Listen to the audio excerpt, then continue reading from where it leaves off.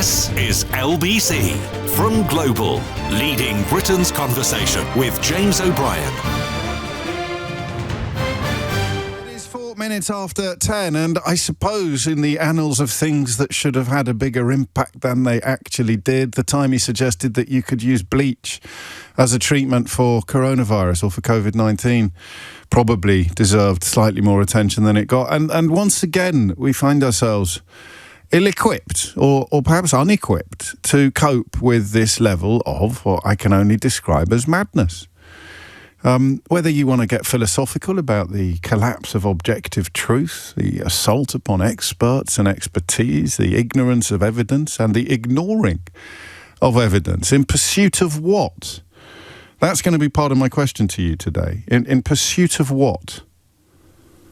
Because in pursuit of power, telling lies in pursuit of power, whether it's about foreigners or paracetamol, at least makes sense. At least you and I can sit here and say, oh, Lord, that's why he's doing it, promising to deport this, that and the other, because it appeals to a certain type of voter, best described perhaps as either at the very best ill-informed or more often than not, profoundly racist. What is the purpose of claiming that taking paracetamol during pregnancy causes autism in the child, the subsequently born child? In fact, let's get that up and running early. If you're quick, you can curtail my monologue. 0345 6060 973. What is the purpose of this nonsense? How many times have I asked you that?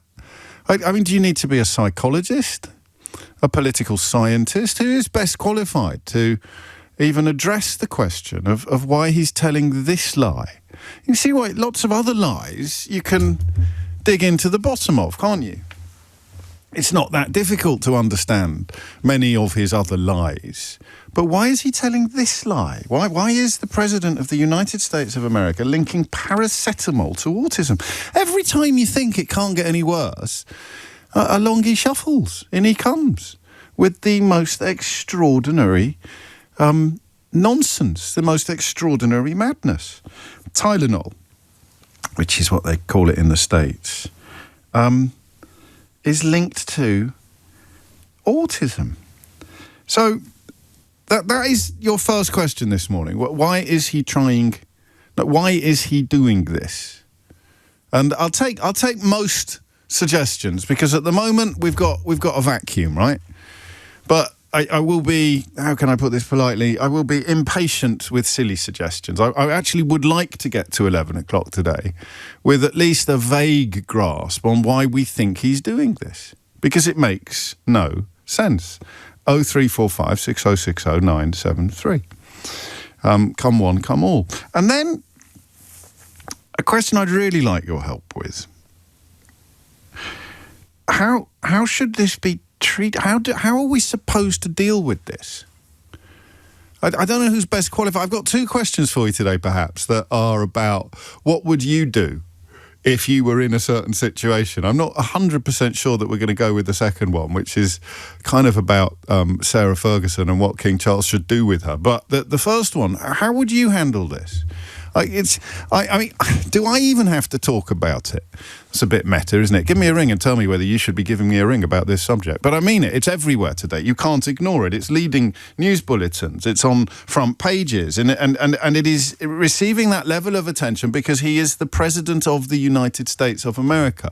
If the office was occupied by a baboon, you would have to report the splurtings and the behaviours of the baboon with a level reserved for the holders of some of the most important offices in the world. And you'd have thought, by his second term, we might have come up with a slightly better way of handling this.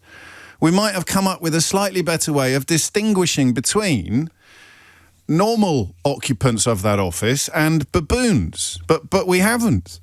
Some of the coverage of the state visit last week, that he's a leader, not a lawyer, attempts to portray Keir Starmer in a negative light were, I mean, almost unbelievable in their utter contempt for the observable truth of what Donald Trump is. He's a leader, not a lawyer. Linking autism to paracetamol. Yeah, more of that sort of thing. You've got Jacob Rees-Mogg writing in the Telegraph today about why Donald Trump could become Prime Minister of the United Kingdom one day. He's just the latest symptom in a collective abandonment of senses, isn't he? I don't know when it began. 2015, 2016, the referendum. People just finally felt free to completely ignore facts and evidence. A Boris Johnson-ification of an entire country. And Donald Trump, of course, represents the same process happening in the United States of America. So how should we do it? Should we completely ignore it? Genuine question, whether you're the BBC or the New York Times. Should you report it in terms? Should you say things like, Donald Trump... I've seen slightly more robust reporting of this one from the New York Times, oddly enough, and from the BBC. That they have... they've used stronger language than they normally would, but, is it time now to have a headline that says something like, President talks twaddle? President makes mad link between autism and paracetamol.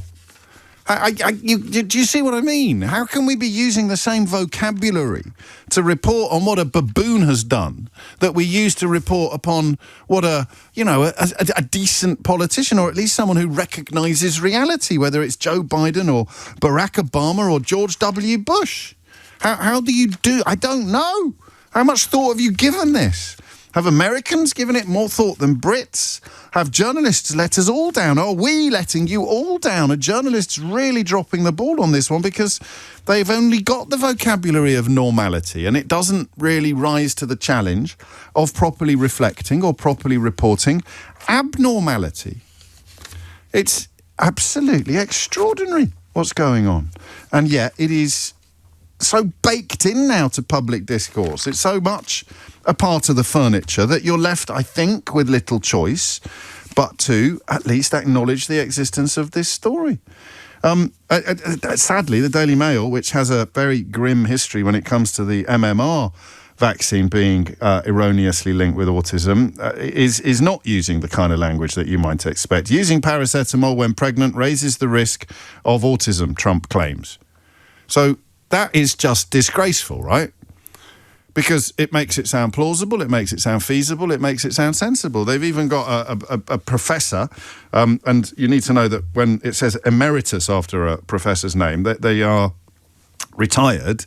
Some studies have found a link, right? But it's far too simplistic just to blame paracetamol for autism, and genes play a significant role. You just have the Daily Mail here nibbling again at the carrot that it devoured whole during the MMR scandals launched by Dr. Andrew Wakefield, as if they have learned nothing. So, of course, some of the journalism is appalling. Step forward, as ever, every day, the Daily Mail. But what about the journalism that's not appalling? What should that look like? How should we report the dangerous... Because some mothers... He's a popular guy, right? Among people who need to give their heads, of course, the mother of all wobbles, but he is popular enough for some pregnant women to now eschew paracetamol, which is not the end of the world, but he talks about vaccines as well. And when we start eschewing vaccines, when we stop taking vaccines, we reintroduce terrible diseases to the population, or we see enormous increases in terrible diseases among a population. You're already seeing elements of this in the United States of America, and some of the drop in vaccine take-up in this country since people started telling lies about the COVID vaccines has been hazardous. So I don't know that this one... well, unless you're a mum with an autistic child who you love, but who you think now, because... Sadly, you can't quite accept that the President of the United States of America is a brain-dead baboon. You now think it might be your fault your child had autism because you took some paracetamol when you had a headache during your pregnancy. I mean, that's dangerous, it's unpleasant, but it's not a threat, is it, to public health in the way that some of the nonsense he spouts about vaccines is, or indeed the suggestion that you should take bleach as a treatment for COVID. I don't know. I never get bored of it. Do you know, it's the strangest thing. At 10 in the morning when I open up one of these conversations, I think, I'm bored of this now. I'm bored of trying to unravel the madness. And I get to about 10 past, 11 past, and I'm not bored. I will never not be interested in understanding the incomprehensible, comprehending the incomprehensible. I will never accept that there are no answers to some of these questions. Most obviously today, why is he doing it? There must be answers to this question.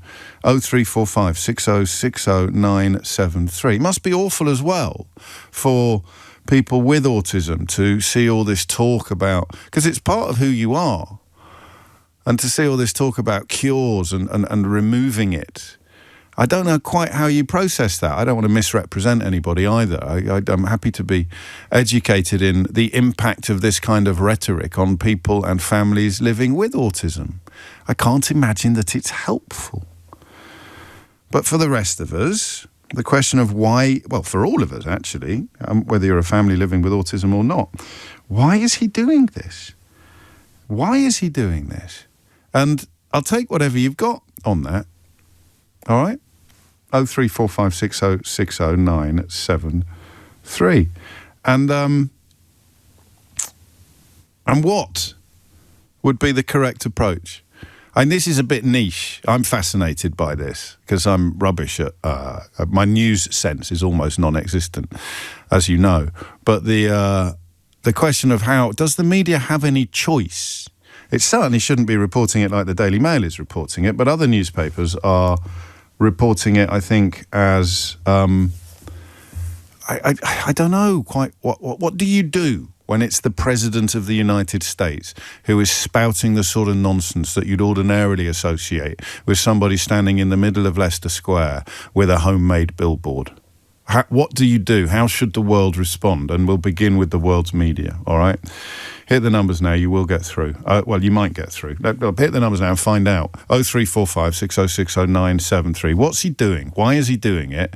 And how should the rest of us handle it? I don't know the answer to either of those questions at the moment, but I'm hoping that you do. James O'Brien on LBC. 17 minutes after 10, you're listening to James O'Brien on LBC, and we know why we know how dangerous it is for Donald Trump to spout nonsense about vaccines. I wonder how dangerous it is for him to spout nonsense about autism and paracetamol. But I wonder most of all why he's doing it. Let's start in Vienna. Marco is there. Marco, what made you pick up the phone? Yeah, hi. Thank you for taking my call. You're very welcome. What are you doing in Vienna, mate? I'm a Brexit refugee. Okay, carry on. As you can tell, I'm a South African, but I'm also Portuguese. So I'm a dual national who got tired of Brexit, and because my wife is Austrian, I moved over to Vienna in 2019. Fair enough. But my daughter was just diagnosed with low support autism. Okay. So she's on the spectrum, but requires some support. Yes. And so this hits home because when I hear people who have incredible power and clout spout nonsensical conspiratorial theories, to me it endangers real research into the causes of autism.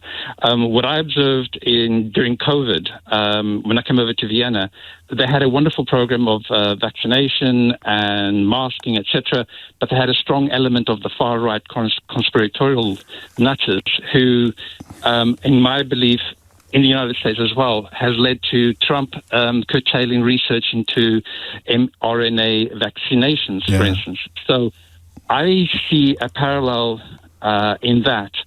If they're going to, if the conspiratorial theorists have managed to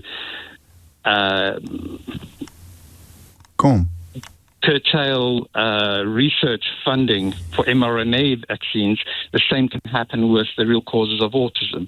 And as we know, since it's been now decades since Wakefield came up with these nonsense, autism is not linked to vaccinations, and now I was thrown by this Tylenol paracetamol link because I was expecting him to go on about the vaccination. Well, I think he did as well. He did. He did that as well. But I don't know. So some of what you say, they feel like pieces of a jigsaw, but I haven't assembled them. I haven't put them together yet. Why would he do this now? You think he's appealing to a constituency of a voter that perhaps revolves around Robert Kennedy Jr.? Yes, because I was telling your producer, he managed to get RFK's endorsement last year for his campaign by dropping out of the race. He clearly appealed to the conspiratorial-minded of the MAGA crowd, and he saw he could use RFK for his own means and for his own campaign. So it's the mysterious they again, which is beloved of all conspiracy theories. They are out to get you, whether it's lizard people or Jewish people or secret billionaires or paedophiles with altars under pizza restaurants in Washington DC. They are doing terrible things, and I am going to protect you from it. It feeds into that self-image. Yes, and I've been trying to understand the conspiratorial nutters. I'm a secular humanist myself, so I tend to lean towards the rational reasons behind and science behind whatever goes on in the world. And some people, unfortunately, do not understand science, don't understand its scientific methodology, and will lean into easy explanations, are easily led. And this is what we get. They elect an idiot into office. And he has to keep serving up more idiocy. And final question, thank you, Marco. How should it be treated by the media and therefore the public?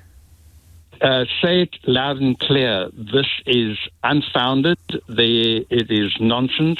It's conspiratorial. And keep harping on that.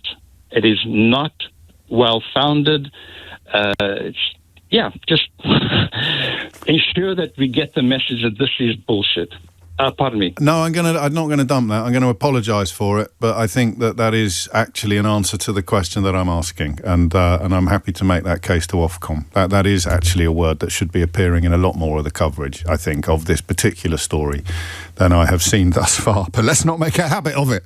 Marco, you take care. It is 22 minutes after 10. I want to read you something from one of my most favoured correspondents, someone who's been contacting the programme for a very long time. You've heard many of their contributions in the past. This is a smokescreen for eugenics. You demonise and exaggerate neurodiversity, call it a disease, conform or die. They push bleach for autism, quotes, cures, end quotes, too. Bleach enemas, to be precise. The miracle mineral solution grifters are responsible for the torture of autistic kids at the hands of their clueless idiot parents. To make neurodiversity something diseased, distasteful, a problem to be prevented. Women were... sorry to interrupt myself reading out somebody else's words, but we happened on that yesterday, of all things, when we were talking about cybersecurity. Do you remember Glenn telling us that many of his staff are neurodiverse because they have a particular set of skills that they can bring to the challenging work of cybersecurity and battling hackers and hacking and all that kind of thing? And I think I said to him, it's the polar opposite. Non-conformity is the polar opposite of fascism. Fascism hinges upon everybody looking the same, dressing the same. That's why they love uniforms, being the same. And here it is again, that notion of neurodiversity somehow being anathema to fascists. Women were punished in the Middle Ages for seeking pain relief in childbirth, escaping the punishment of Eve, making the degeneration of white babies the fault of foolish, silly, pain-racked females, puts it into the public consciousness that pregnant people have zero autonomy over their bodies in favour of the fetus. So you've got a bit of anti-abortionist rhetoric creeping into this as well, anti-nonconformist, anti-neurodiverse. We call it nonsense and we move on. No attempt to engage, because engagement allows the gish galloping and the pretense of any necessity for debate. Call it sadly stupid and move on. we will not be debating anything today on this programme any more than we debated COVID vaccines, because in the correct corner you have the science and in the incorrect corner you have the grifters. Tragically, the same is true of climate change.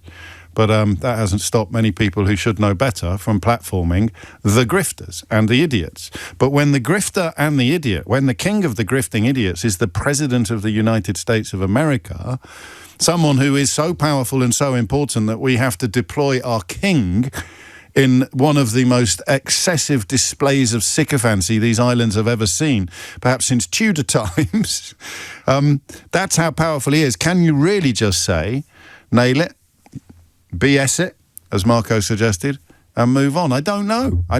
Maybe it is really easy, in which case the question becomes, why aren't more of us doing it? Sam's in Hull. Sam, what would you like to say?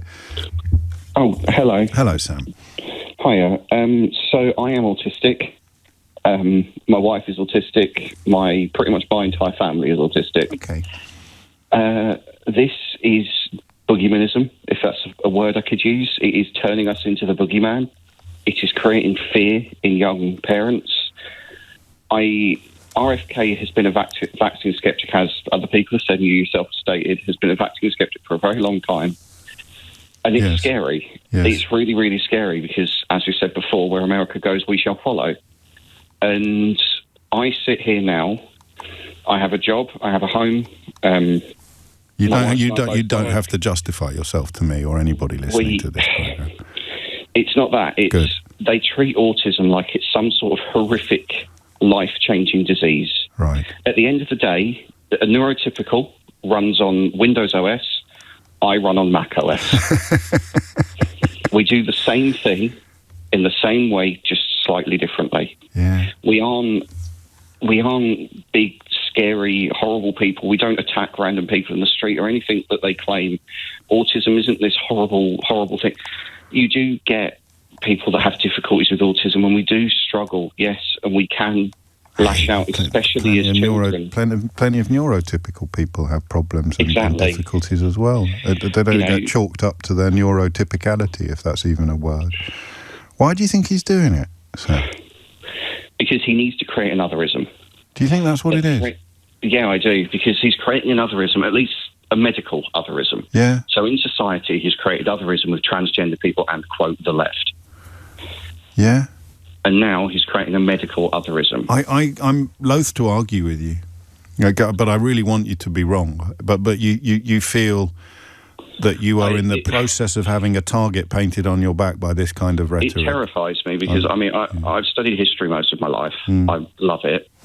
This screams of the otherisms that happened towards disabled people in Germany in the 30s. People can say I'm taking that really extremely, but this is how it starts, in my eyes. It starts with, we found a cure for something, or, we can change this little one thing, and then it spirals. And it's like the last person said, it's eugenics. How long before they've got a cure for autism? It's like the same sort of thing that we saw with Down syndrome. He's already claimed that he's got a cure for it. He claimed that in the same speech. But it's not something that needs curing in my eyes. That is the point, isn't it? That's I hope this amuses you. I saw something the other day, I think earlier today actually, in response to this particular story about people who suffer from, and it's a right-wing condition we've talked about a lot on this programme, that if it didn't happen when I was young, then it can't be real. So all forms of neurodiversity, autism, ADHD, whatever it may be.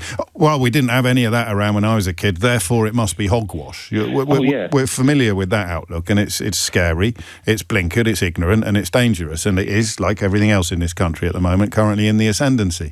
But someone pointed out on Blue Sky that when you go to a museum and you read about, say, sort of some 18th century clergyman who had a collection of 5,000 moths, which he kept in incredible detail and displayed throughout his house, and he had a reputation for being quite obsessive, perhaps, in his behaviour. And you think, I think this has been around forever. I think we just didn't give it a name until a little bit more recently.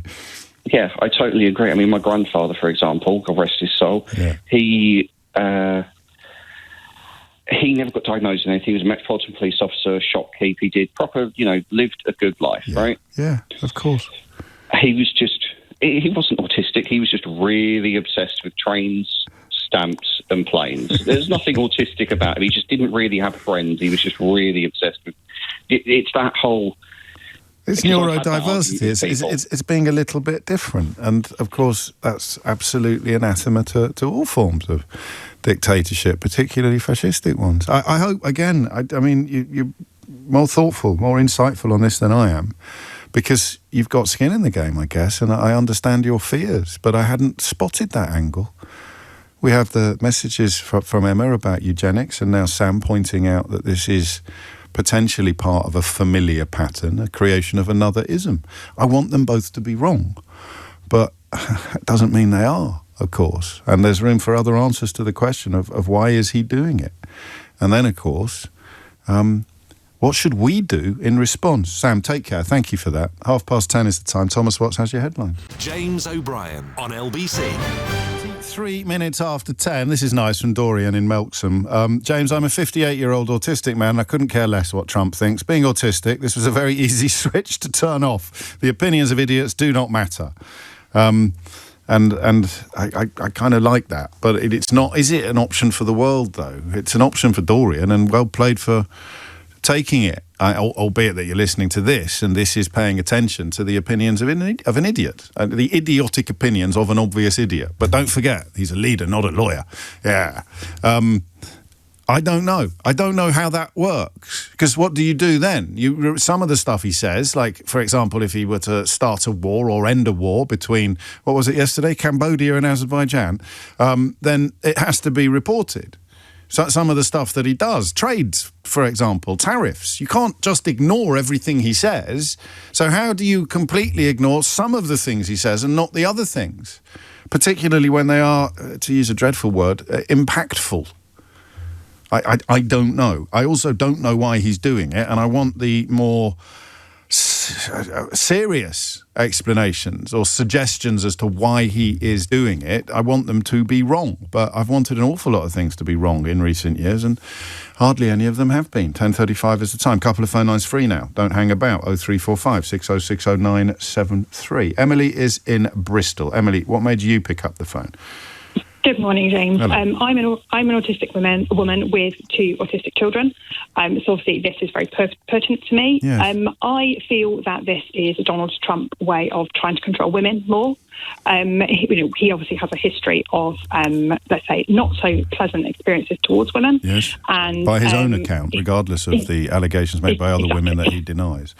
Yeah, precisely. And I think like his kind of rhetoric around, limiting abortion and options and that kind of thing for women in America is particularly frightening, I'm sure, for many women. And this just feels like another way of him trying to have control over women and the health choices that they make.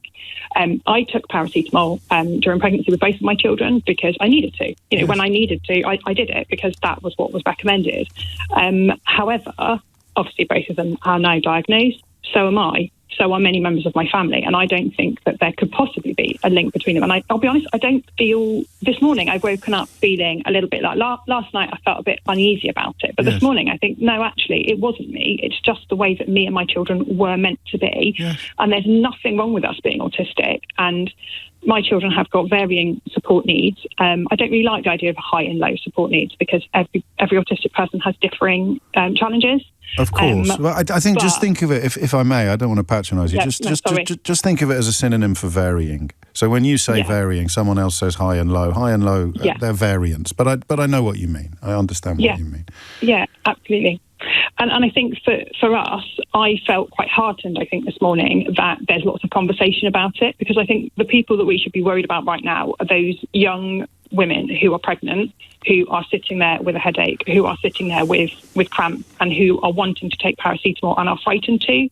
And it's really important, I think, that we get the reassurance, I think, for those women that actually they are making the decision that is best for them, and in consultation with medical evidence, and that's why it is important for us to talk about it. You almost paraphrase the statement that Tylenol themselves have issued, which says, "We stand with science and we stand with you. For generations, families have trusted Tylenol when it matters most. Why? Because Tylenol is one of the most studied medications in history. The facts remain unchanged. Over a decade of rigorous research endorsed by leading medical professionals confirm there is no credible evidence linking acetaminophen to autism. That's the active ingredient. Acetaminophen, he says, sounding like he knows what he's talking about, is used worldwide as a first line of defence for pain relief and fever reduction, as the recommendation of independent public health and leading medical professionals, and in accordance with the product labels. High fevers and pain are widely recognised as potential risks to a pregnancy if left untreated, especially in the first trimester. Remember to talk to your doctor. Do we, and I used to be a lot more confident, Emily, asking this question, do we give him too much credit when we think there's some sinister master plan in place? And it's more about just saying whatever he needs to say to guarantee that he gets lots of attention today. And some people, plenty of people, I think somewhat foolishly, will be suggesting that this is all designed to distract from the ongoing Jeffrey Epstein scandals. Do we give him too much credit when we talk about fascism or we talk about bodily autonomy of women in the context of this particular conversation?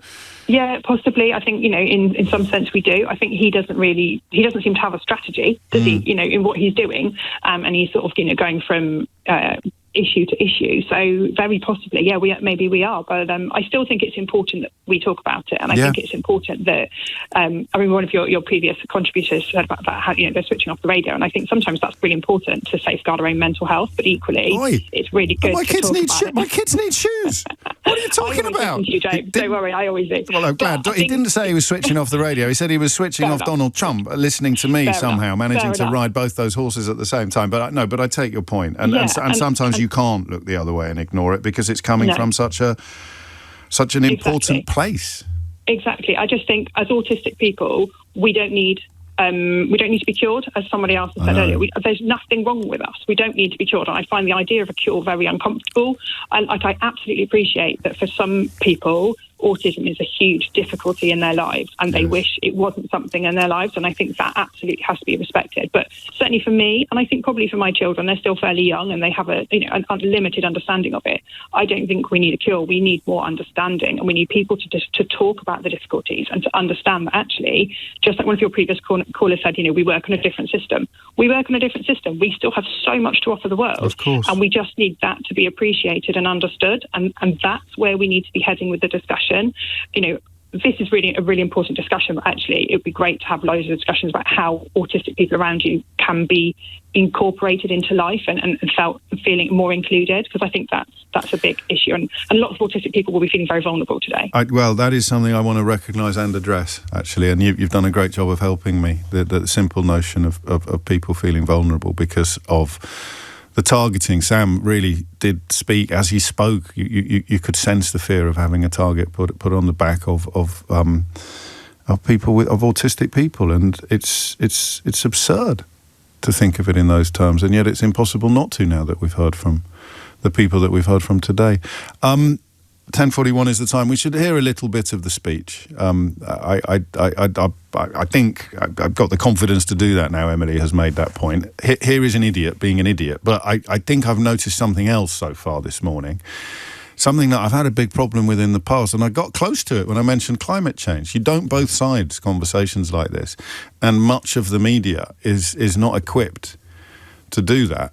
It's as if the truth ceased to exist. I wrote an article for the New Statesman about 150 years ago, and I pointed out that if Galileo Galilei had turned up on Newsnight with his incontrovertible observed evidence that the Earth revolves around the sun, not the other way around, that heliocentrism was the science, he got excommunicated from the Catholic Church. He got put into a sort of lifetime of house arrest almost, but he was right.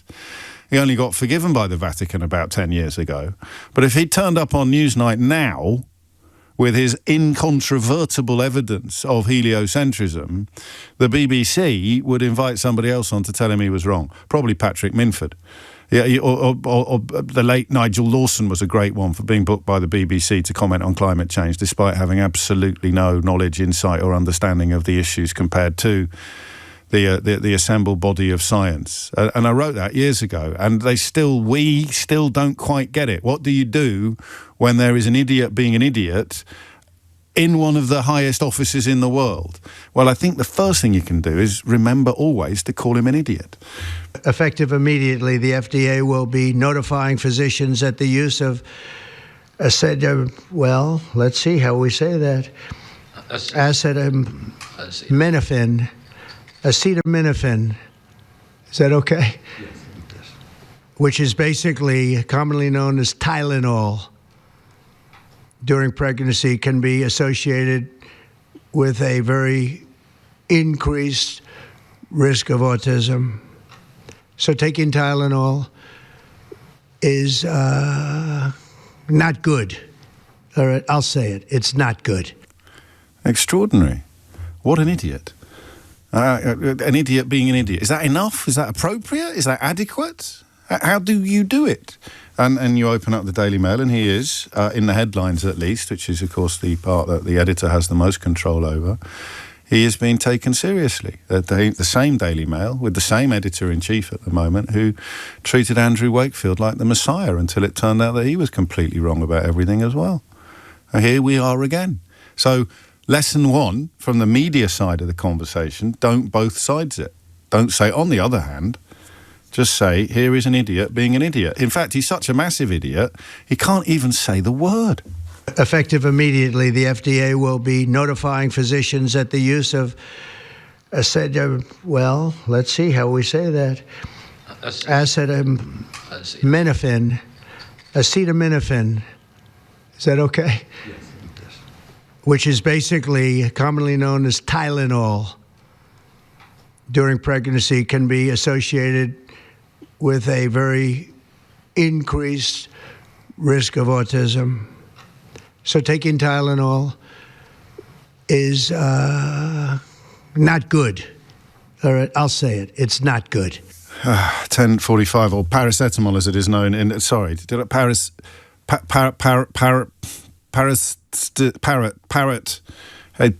Is that good?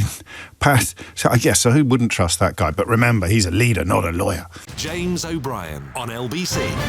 It is 10:48, and it is another day when we struggle, but hopefully do not fail.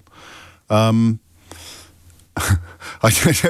don't know whether this is Idiot's Corner or not. I presume...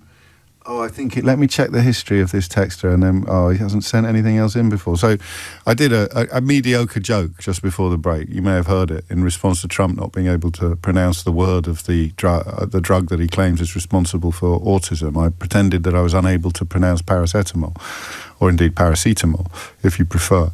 And Pete's been in touch to say, blimey, taking the mickey out of Trump for pronunciation, and you can't even pronounce paracetamol, or paracetamol if you prefer. I don't think Pete got the joke in Southampton. I think that is Idiot's Corner.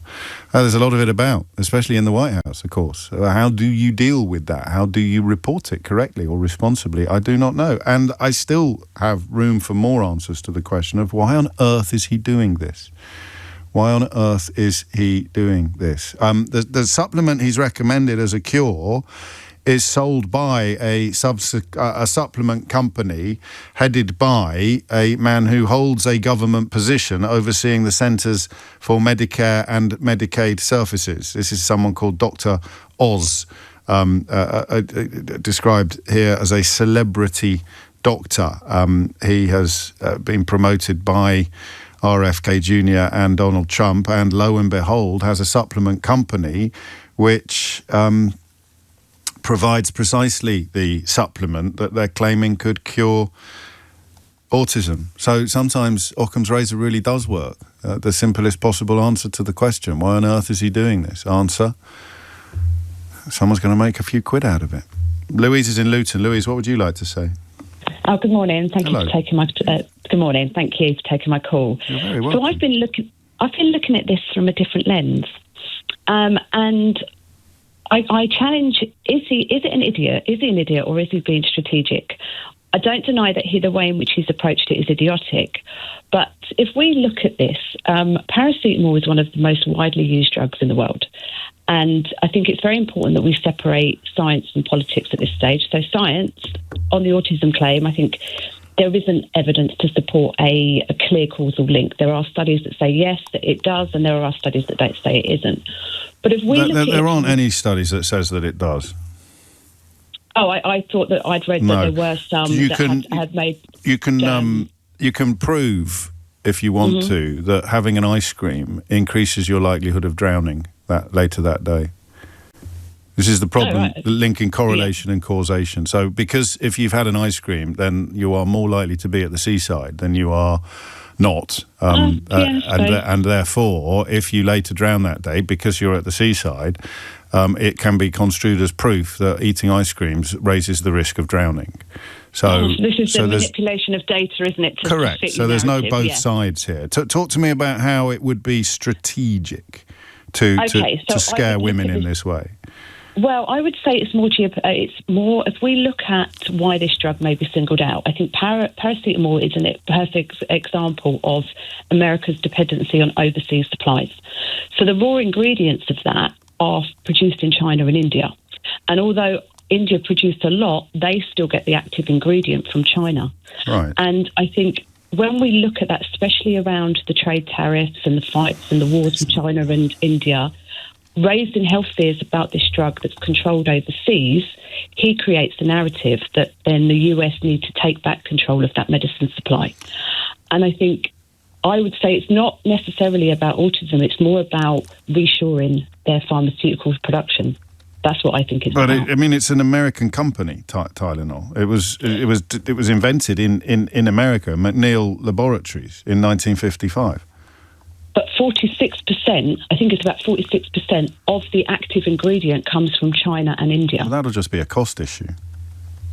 But also there's been risk. So the American companies, Tylenol is an American trademark, literally. So the American companies will be making all the money. They'll be shopping around for the cheapest ingredients, but it's an American drug invented or discovered by American scientists and marketed by an American company. That's why it's not called Tylenol here. It's literally American. But if we look at the actual... you can keep coming back at me, but it doesn't change anything that I've just said. It's an entirely American thing.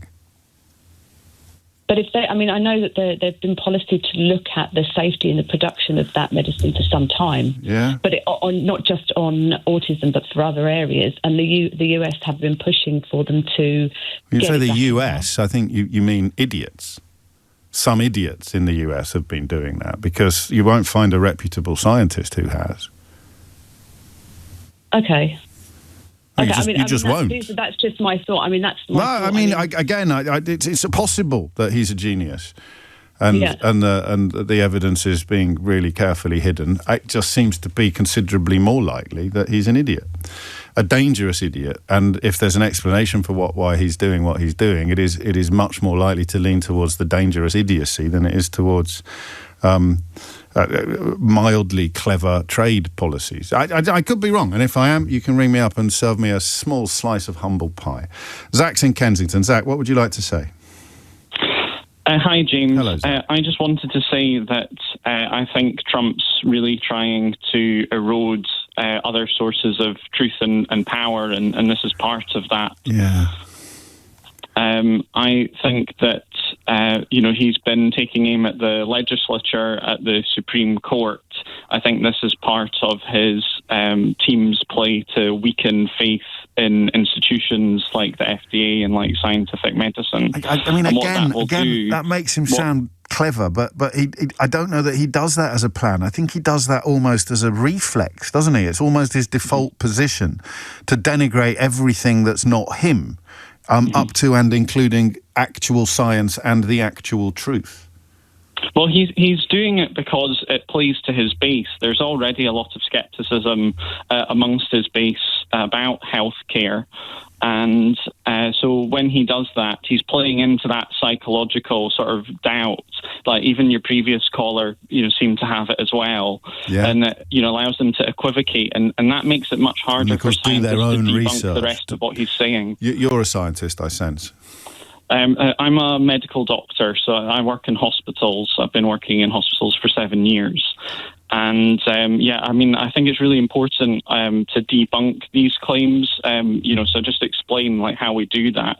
This one's a little bit harder to debunk because there is an association in the systematic reviews between paracetamol and autism. But the question is that correlation or is it causation? And it's not until you go to the sibling cohort studies where they look at sort of, within families, the difference in paracetamol doses between different siblings. What you find is that the association disappears entirely. So whatever is responsible for the association is coming from the environment, from genetics. When you actually look at what's happening within families, the paracetamol association disappears. So I don't want to sort of be on your program without explaining that to people, because there will be lots of people that are thinking, should I take paracetamol or not? I'm looking at the BBC headline about Trump makes unproven claims about paracetamol link with autism. It's like describing these claims as unproven makes it sound like the science is in doubt. And it's possibly true. It's the Daily Mail's even worse. Using paracetamol when pregnant raises the risk of autism, Trump claims, is what the Daily Mail goes with, which was considerably worse than what the BBC has done.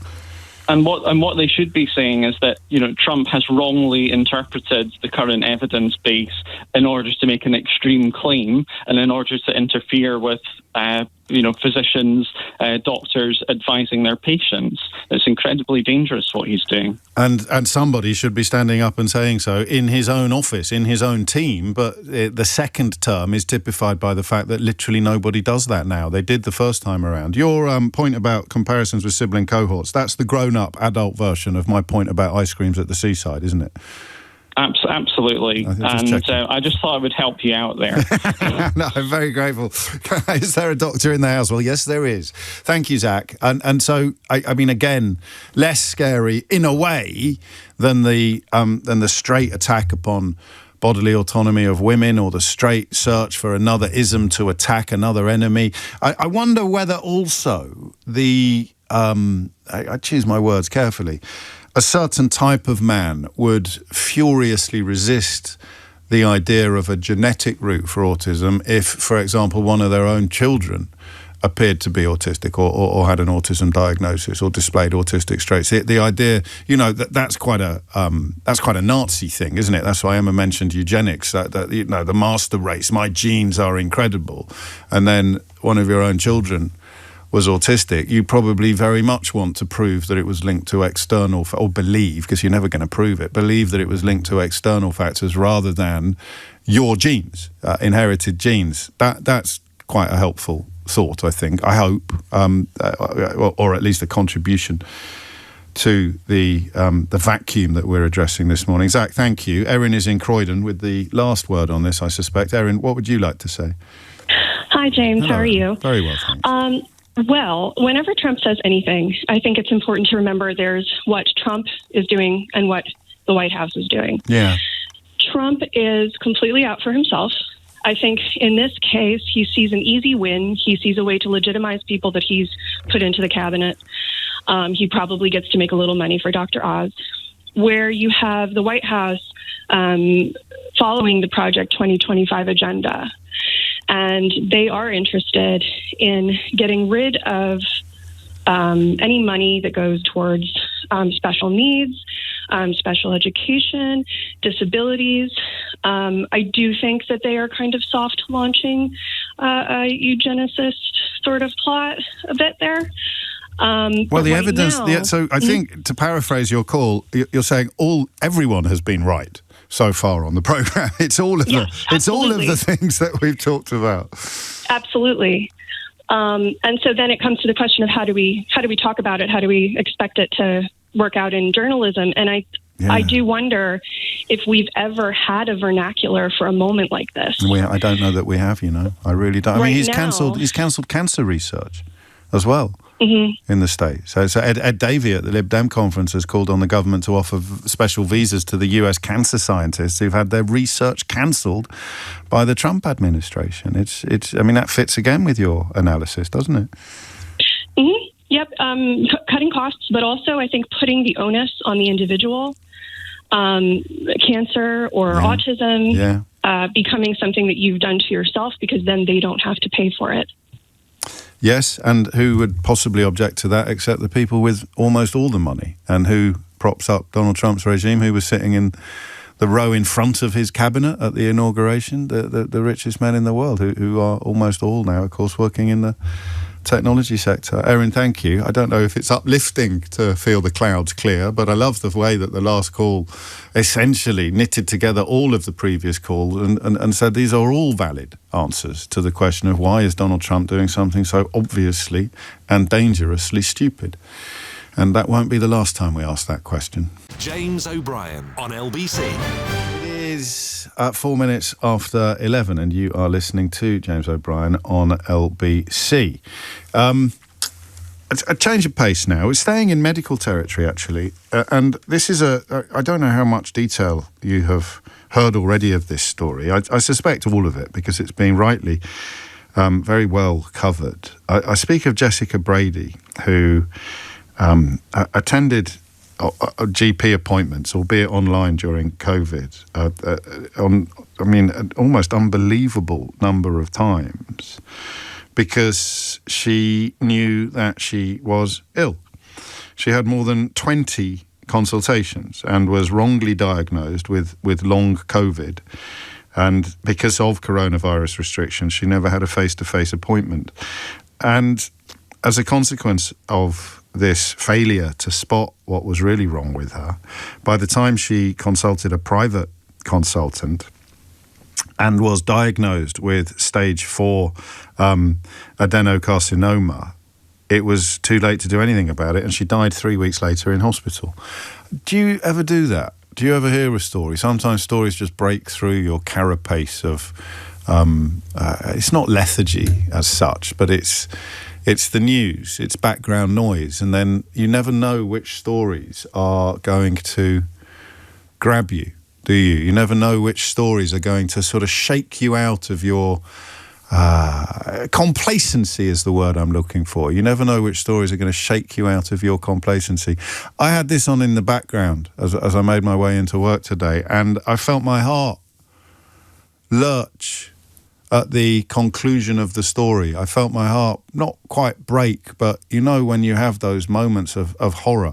Because sometimes the there but for the grace of God paradigm doesn't kick in, and other times it does, and there's not a lot of logic to it. Jessica was 27. My girls are much, much younger than that. And there's no particular reason why this story should have grabbed me in an emotional vice in the way that it did. But it did, and I bet it did to you as well. There's something utterly accessible about the experience, about knowing that you are more ill than the doctor acknowledges. Is it one of our worst nightmares? Is it sort of anxiety dream territory? You go to the doctor, you go to the expert, you go to the one person or the one place that you can expect to get the help that you know you need, and they keep telling you that you don't need it on more than 20 occasions. Wrongly diagnosed with long COVID, essentially told to run along. And knowing, because she did know, in one sense, that it was much, much more serious than that. So the rule will mean that GPs have to re-evaluate a patient's case if their symptoms have escalated or they are unable to offer a credible diagnosis after 3 visits or after 3 consultations. So if a patient is coming back more than 3 times and nothing has improved, or the original diagnosis doesn't seem to have touched the sides in this case, then there is a sort of compulsory second opinion. 500,000 people signed a petition calling for this, making it the biggest healthcare petition on change.org since the pandemic, which may, of course, have played a part in this story as well. And Jessica's mother, Andrea Brady, also wants GPs to be compelled to refer all patients to specialists in cases like her daughter's. There's a few ways into this. When we talked about it earlier, I found myself wondering whether we should confine callers to GPs. Well, I mean, even by our standards, that might be a little bit ambitious. You can only ring me if you're a doctor. Although we got a doctor in the last hour, I hadn't even asked for any. So you never know, do you? Zach's already used up his call. I don't know how many more we can get. The reason I wanted to really stress how heartbreaking I found this story was because I don't want you to think that the question I'm thinking of asking you is in any way crass or insensitive. Because exceptions prove rules, don't they? And I don't know whether or not this is the correct response to this horrible tragedy. I just don't know. And I'm not saying it isn't the correct response. I'm just wondering what it will mean for GPs who are already largely overworked and suffering from quite low morale, and in many, but not all cases, underpaid as well. The rule will mean that after 3 visits, GPs will be compelled to seek further input, explore further possibilities. The way The Guardian reports it is thus: GPs in England are to adopt a 3 strikes and rethink approach to patients whose illness they have not been able to diagnose despite multiple appointments in the rollout of an initiative known as Jess's Rule. And listen, GPs are human beings. And like any other cohort of human beings, there will be good ones and bad ones. There will be a scale. At one end of it, you'll have Harold Shipman, and at the other end of it, you'll have whichever GP you think of in incredibly warm terms at this moment in time, all right? So let us remember that. I suffer from, I'm never 100% sure what white coat syndrome is. I think it's not what I think it is. I think white coat syndrome is sort of like your blood pressure going up when you're actually at the surgery getting your blood pressure measured because you're nervous around people in white coats. I used to think that white coat syndrome meant that we were too trusting of people in white coats because it's such a symbol of authority and expertise that we don't have, if you like, we don't have the space to question, which I suffer from that. I've told you before, I suffer from weird forms of authoritarianism. I don't know why I do. I think at the beginning of COVID, I could easily have signed up to the nonsense that your boss should be able to order you to work from wherever your boss wants you to work from because they pay your wages. But of course, it shouldn't be that simplistic. I just believe that all GPs, almost all GPs do their best, right? There'll be some GPs that phone it in. There'll be some GPs who only just scraped through their medical exams.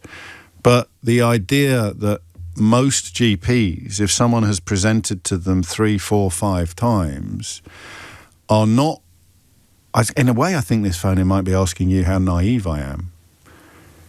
Most GPs will be racking their brains to come up with a diagnosis or to help their patients. I mean, it's Hippocratic Oath territory. But I can't read this story without thinking that we should move heaven and earth to ensure that nothing like this ever happens again, particularly in the context of cancer.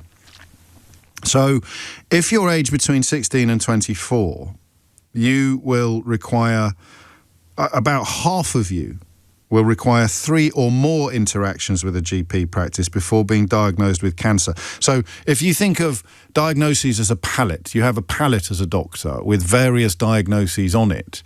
If the patient in front of you is young, is aged between 16 and 24, you don't reach for cancer as readily or as often as you would with an older patient. If you move into the over 24-year-old cohort, and I'm not going to break it down any more than that, if you are simply older than 24, the figure comes down to 1 in 5 who need 3 or more interactions. So it is being spotted in 4 out of 5, or 80% of cases. The doctor is diagnosing the cancer at consultation 1 or 2. If you're 16 to 24, it's at consultation 3, 4 or more. So there is a necessity for something specific to cancer. A young person in front of you with a lot of symptoms Should the GP be entertaining the possibility of cancer more readily than they currently do? Or do the numbers actually support the scepticism? You get to the third, fourth, fifth consultation and a GP is still not contemplating the possibility of cancer. That seems to me to be highly unlikely. Not impossible, because it's what happened in this case, but will it make the GP's life harder or easier? Will it make the interaction between GPs and patients in general better or worse? I don't know the answer to that question. I want it to be better. I want it to be easier. And if it actually makes the GP's life harder, but the interaction between patient and GP better, then I think we could all agree that is a good thing. And GPs will have to adjust their attitudes accordingly. But how do you do it? What will happen in surgeries? And I don't want to be glib, and it's why I've stressed just how much this story touched me. But GPs already have to deal with people who are convinced that they have a much better medical knowledge than the GP in front of them, and spoiler alert, they don't. They could be, the Donald Trumps of their own neighbourhoods or their own surgeries, convinced that all the science is wrong and their own ludicrous conclusions are correct. They already have to deal with that. I don't know what you are going to say to me about this, but I want to personalise it a little bit more. So I've begun with an invitation to GPs, all right, 0345 6060 973. As a GP, past or present, how do you greet, very simply, how do you greet the news that you will now, or if you were still working, you would now have to start again in the event of a patient presenting to you 3 times without a happy resolution to your interactions? So what you have here is abdominal pain, coughing, vomiting and weight loss over a period of 6 months. And doctors kept saying it's long COVID, and it wasn't. How feasible is it that this is a nationwide problem in need of a nationwide fix, I suppose, is the question that I'm asking, or one of the questions that I'm asking. 0345 6060 973. And then, and I need to be careful with this, because how can I put this in a sensitive fashion? It may not be very interesting to anybody else, your medical history. And I don't want to run the risk of all the callers sounding the same. So in the first instance, I want to hear from doctors and nurses, particularly practice nurses, about how, 2 things really, how you respond to this news and how widespread you think the problem might be, okay? 0345 6060 973. That's my first question for you. As a GP or as a practice nurse, how do you respond to a measure that essentially casts you as being a bit guilty until you can prove yourself innocent? If someone's come to see you 3 or 4 times and their symptoms haven't gone away, you haven't properly diagnosed it, then you're going to have your homework marked, as it were. And then the second bit becomes from the patient side of the table. And I suppose I am going to ask you what it's like to know and to subsequently be proved right that the doctor is wrong. Well, I just want to know what that's like. I think it would be remiss of me to confine that conversation to cancer, but a young person who didn't get a cancer diagnosis because nobody thought it could happen to such a young person, that must be an utterly heartbreaking experience. And it's a crucial one as well, because of course, the longer you go without diagnosis, the worse situation you will be in if and when the diagnosis finally arrives. So I want to know what we think about Jess's rule, forgive me. But I also want to know what it's like to be in Jess's situation, what it's like to be sitting across the desk from someone or looking into the screen at someone who is qualified to tell you what is wrong with you, but who you know is wrong. All right? Hit those numbers now, and you will get through, especially if you're a GP or a practice nurse. 0345 6060 973 is the number you need. It's 11:19. James O'Brien on LBC. It is 20 minutes after 11, and I think I may be, if it's not naivety, judging by some of your early contributions by text and people waiting to talk on the phone, I may be suffering from that kind of curious marriage of naivety and authoritarianism that sometimes undermines my ability to get my head around a story properly. I have too much trust in experts. But I think that's a forgivable position to be in when you live in a country that has brought itself untold troubles by not having enough respect for experts. Somewhere between the two poles, no doubt, lies the wisest path. But we're talking about Jess's rule, the idea that GPs miss cancer among young people particularly, but not just that diagnosis, so much that if they've had 3 consultations with a patient and the symptoms continue, then it's time to start again and have another think. And that makes sense, right? But how does it land in a GP surgery? Amar is in Cheshire. Amar, what would you like to say? What made you pick up the phone? Hi, James. I'm a GP, and I was just driving back from my ward round at a care home, and this picked my ear, actually. Feeling a bit nervous on air. It's only me. It's only me. You've got a lovely bedside manner, Doctor. Yeah. So what I was going to say is, I think this is really difficult, and I'm unsure about how I feel about what's said, actually. What I want to say is that a lot of the time in medicine, it's very easy to make a diagnosis when there's a disease process there. Right. And actually, one of the harder things we have to do is a lot of people get symptoms that are not because of diseases like cancer and inflammation and things like that. And it's harder to make those calls.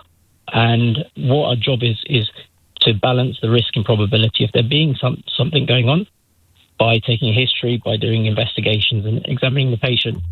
And unfortunately, one of the things is that occasionally things always go wrong with that. Yes. So unfortunately, one of the things in medicine is that there will be diagnoses that we miss. I think one of the important things that we need to do is, be really humble in our approach. And if people are coming back to us about the same thing, we need to re-examine and re-evaluate from the beginning. We also need to make sure that we've done the minimum amount of looking into things. But I sense that you would do that already and anyway. I think, so the reason I'm a bit undecided about what's been said is that if you look at, so I actually did research into this thing called medically unexplained conditions, and that encompasses all these things like people with chronic tummy pains without a disease causing it, chronic headaches without a disease process causing it and stuff. Yes. And that actually makes up, I think, something like 90% of neurology outpatient referrals, makes up something like 70% of gastroenterology referrals, and it makes up about 25% of what GPs do. And with those things, they're often the patients who are coming back. And obviously with this patient, there was something going on. Yes. But with the vast majority of them, there isn't a medical disease going on, but there's what we often call something called a functional thing. And with a lot of those things, there are things going on there. So if you take IBS, for example, there might not be a cancerous process. Irritable bowel syndrome, not Ian Duncan Smith. Yeah, that's right. Carry on. There might not be like a cancer going on, and there might not be an inflammatory cause going on, but we know that there is something going on with the bowels causing these symptoms. It's not that we're saying it's in a patient's head or anything like that. Yeah. But a lot of the ways that you need to manage these patients to give them the best outcomes is to help them manage their symptoms and be less concerned about their symptoms and medicalise their symptoms less. So you can't make some of the symptoms go away? Yeah, so like take... And that is at odds with the subconscious, well, not even subconscious, that is slightly at odds with our psychological relationship with a GP. Speaking as a patient, I don't expect... I suppose as you get older, you get a little bit more used to the idea of aches and pains being permanent rather than temporary. But I don't go to the GP to be told to live with what I'm living with. I go to the GP to be told, do this, do that, take this, and you'll be fine. And sometimes the GP can't do that. Yeah, I think a lot of us, the way we're kind of brought up is to think that our bodies are supposed to be fine. Yeah. And when they're saying something, there's something going wrong. And I think like that as well. If something else is going on wrong with my body. But in reality, you have to see what's going to give the best outcome for the patient. And firstly, if there's a disease there, we need to diagnose it and treat it.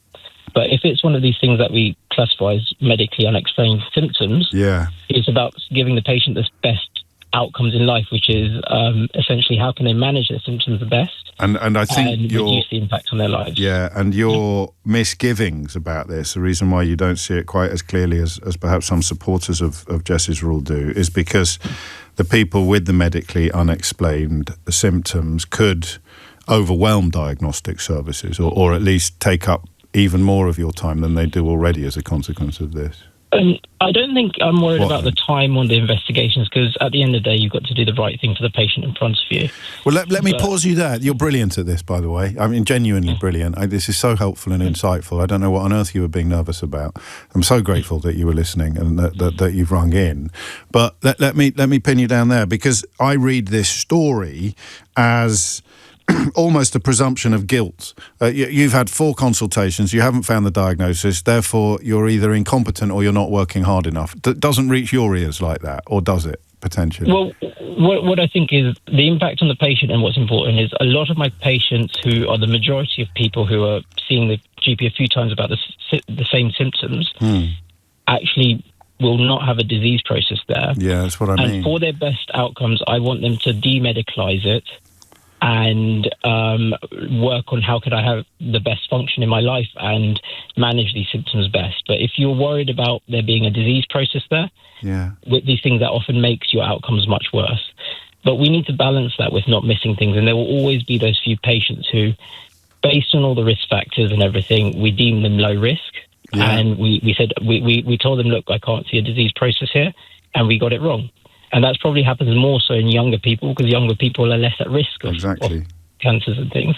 But I think that's where it comes to a culture change, that you should always reevaluate, and there should be a minimum level of investigations. And I think in this case, I don't know the specifics, but I do remember the pandemic and being in very hard situations with patients where we were told, okay, you should only be seeing face-to-face if it's like immediately life-threatening and a few other things. You can't see them face-to-face. And I'm someone who hates seeing people remotely. I like to examine my patients. And it was also quite hard to get investigations and things done back then. And you've got to remember, doctors are used to working in normal circumstances, and we were suddenly thrust into a situation where we weren't doing the normal diagnostics, the normal examinations that we would have normally done.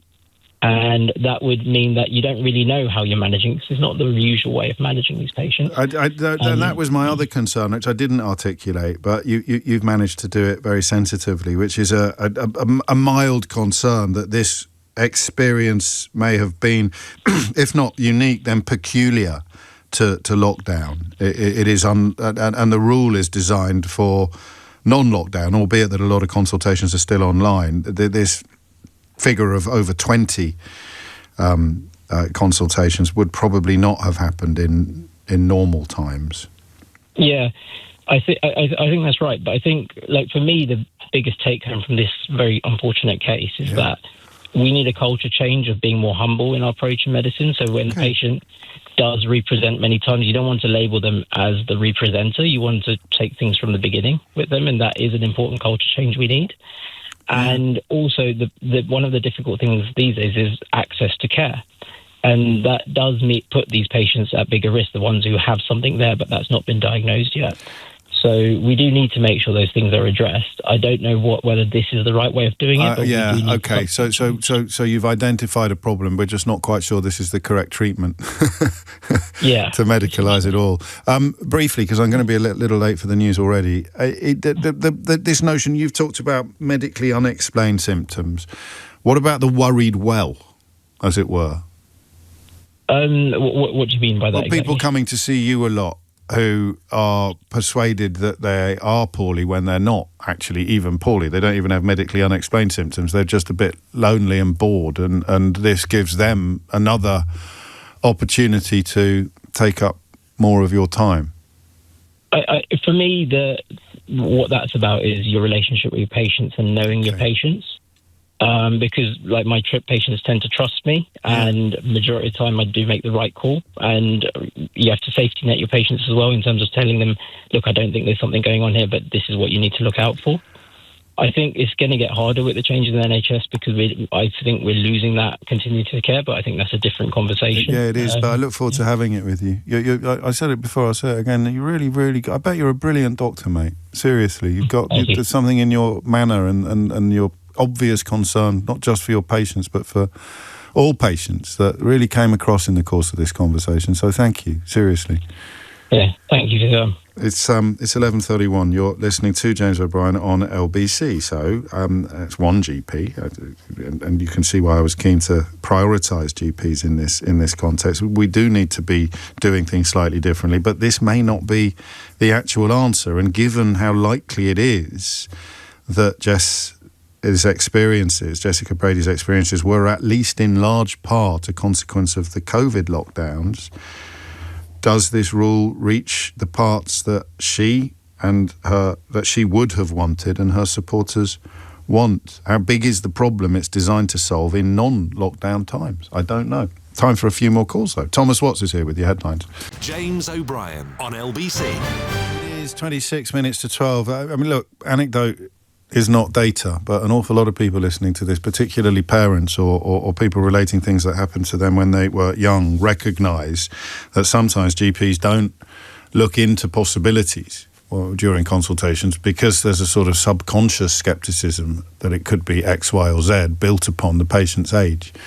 To extrapolate from that, full confidence that Jess's rule is the correct response is the project that we're embarked upon this hour. But I'm going to take a bit of a diversion first. I boast a lot, if boast is the right word, about the quality of callers that I get to this programme. And you know what enormous pride I take in the fact that we routinely invite contributors who not only sound like they would be booked as expert guests on other programmes, but often are booked as expert guests on other programmes, which means that when things don't go according to plan, I should be equally outspoken about it. And the first half, or possibly it's my fault, this. I want to make that absolutely clear. I obviously got the question wrong, or my introduction was too long, perish the thought, or I left too much space to fill. But the first half of the first hour of yesterday's programme, as we sought reaction and response to the United Kingdom's recognition of the state of Palestine, it was a bit rubbish. And that, as I stress, that is my fault. I am categorically not blaming the people who called in. And I don't, you know that I am in very few areas of my life, but in my work I am a bit of a perfectionist, and I went home unhappy with myself, not with you. I went home unhappy. And that is why Professor Eugene Rogan is with us now. Eugene is a professor of modern Middle Eastern history at the University of Oxford and the author of several books on the Middle East, and somebody well placed, I hope, to provide the sort of answers I was searching for, largely but not entirely in vain yesterday. Eugene, welcome. Can we begin with your personal reaction as somebody with such heavy intellectual and personal investment in the field and the area, and then a word perhaps on the more objective significance of this recognition? Well, James, I'm dying of curiosity to know just what went on yesterday. And I feel as though I stepped right into the dragon's den with today's question. So with temerity and humility, let me just say that I think that yesterday's decision was very important. And being an academic surrounded by people who have been following Israel and Palestine for decades, there is a tendency to say, look, it's just performance politics. There's nothing serious happening here. And I beg to differ. I would say there's a couple of things we can point to that are really significant. One, this is the first time that Britain and its European allies have broken with an American domination of the peace process in Israel and Palestine. Really, since the June 67 war, you could say that's been an American monopoly. And the European powers, America's allies, have all fallen in line and let America take the lead. And it's the first time where I think the European powers have said, we really don't trust the direction America's taking to resolve a crisis that we hear the UN saying is genuinely a genocide. And we feel like we have to take action. And I think that's huge. And coupled with this is perhaps where the better late than never paradigm kicks in strongest, the sense that nothing is going to dissuade Benjamin Netanyahu from the course that he is currently on, and nobody knows where it might end. I think that's right. And I think that public pressure in capitals across Europe has made governments really aware of the fact this is an issue that people care deeply about. After 2 years of really tremendous violence in Israel-Palestine, starting with the horrific attacks of 7 October, but then with 2 years of war, which has taken that violence exponentially higher against Palestinian civilians. And people are filling the streets demanding a change. And so I think governments feel that they need to actually respond, and they've decided to respond in a way which puts down some barriers and some red lines that they will expect Israel to act within. How they go forward from here is really the test, but I think this is very significant. I've read in various places that the two-state solution was, and of course still is, on life support. How much have the signs of life increased as a consequence of, because France, of course, has joined the UK today? How much of a boost to the possibility of a two-state solution in the long term does this recognition provide? I think getting heavyweight European countries, major G7 economies, not just in Europe but in Canada and Australia, these are countries that carry weight in world affairs. Their recognition of Palestine as a sovereign state is a game changer. And it does refocus our attention on the one element that Israel's not dealt with since 7 October, which is what happens when the war is over. And I think all these countries are coming together to say, when the war is over, the occupation must end. The occupation is a problem that we are committed to overcoming through recognizing Palestine and pushing for two states. How big a roadblock to any of this is Netanyahu himself? Because he has responded, as no doubt you would have expected, by claiming that it is a reward for Hamas, and his supporters in right-wing media, more than politics actually, are echoing and parroting that claim. As long as he remains there, the significance of this moment is minimised. I sense almost as if it will become more significant when he is no longer there, because it's like an expression of intent rather than a deeply meaningful and substantive intervention. I think you're absolutely right. And ultimately change will have to come from within Israel. Yeah. There's nothing that the international community can do to transform the politics of Israel-Palestine. Israel will have to decide. And in a sense, what the international community is doing is ramping pressure on the government of Prime Minister Netanyahu, saying, we do not accept your solutions or your policies. We are calling for something very different.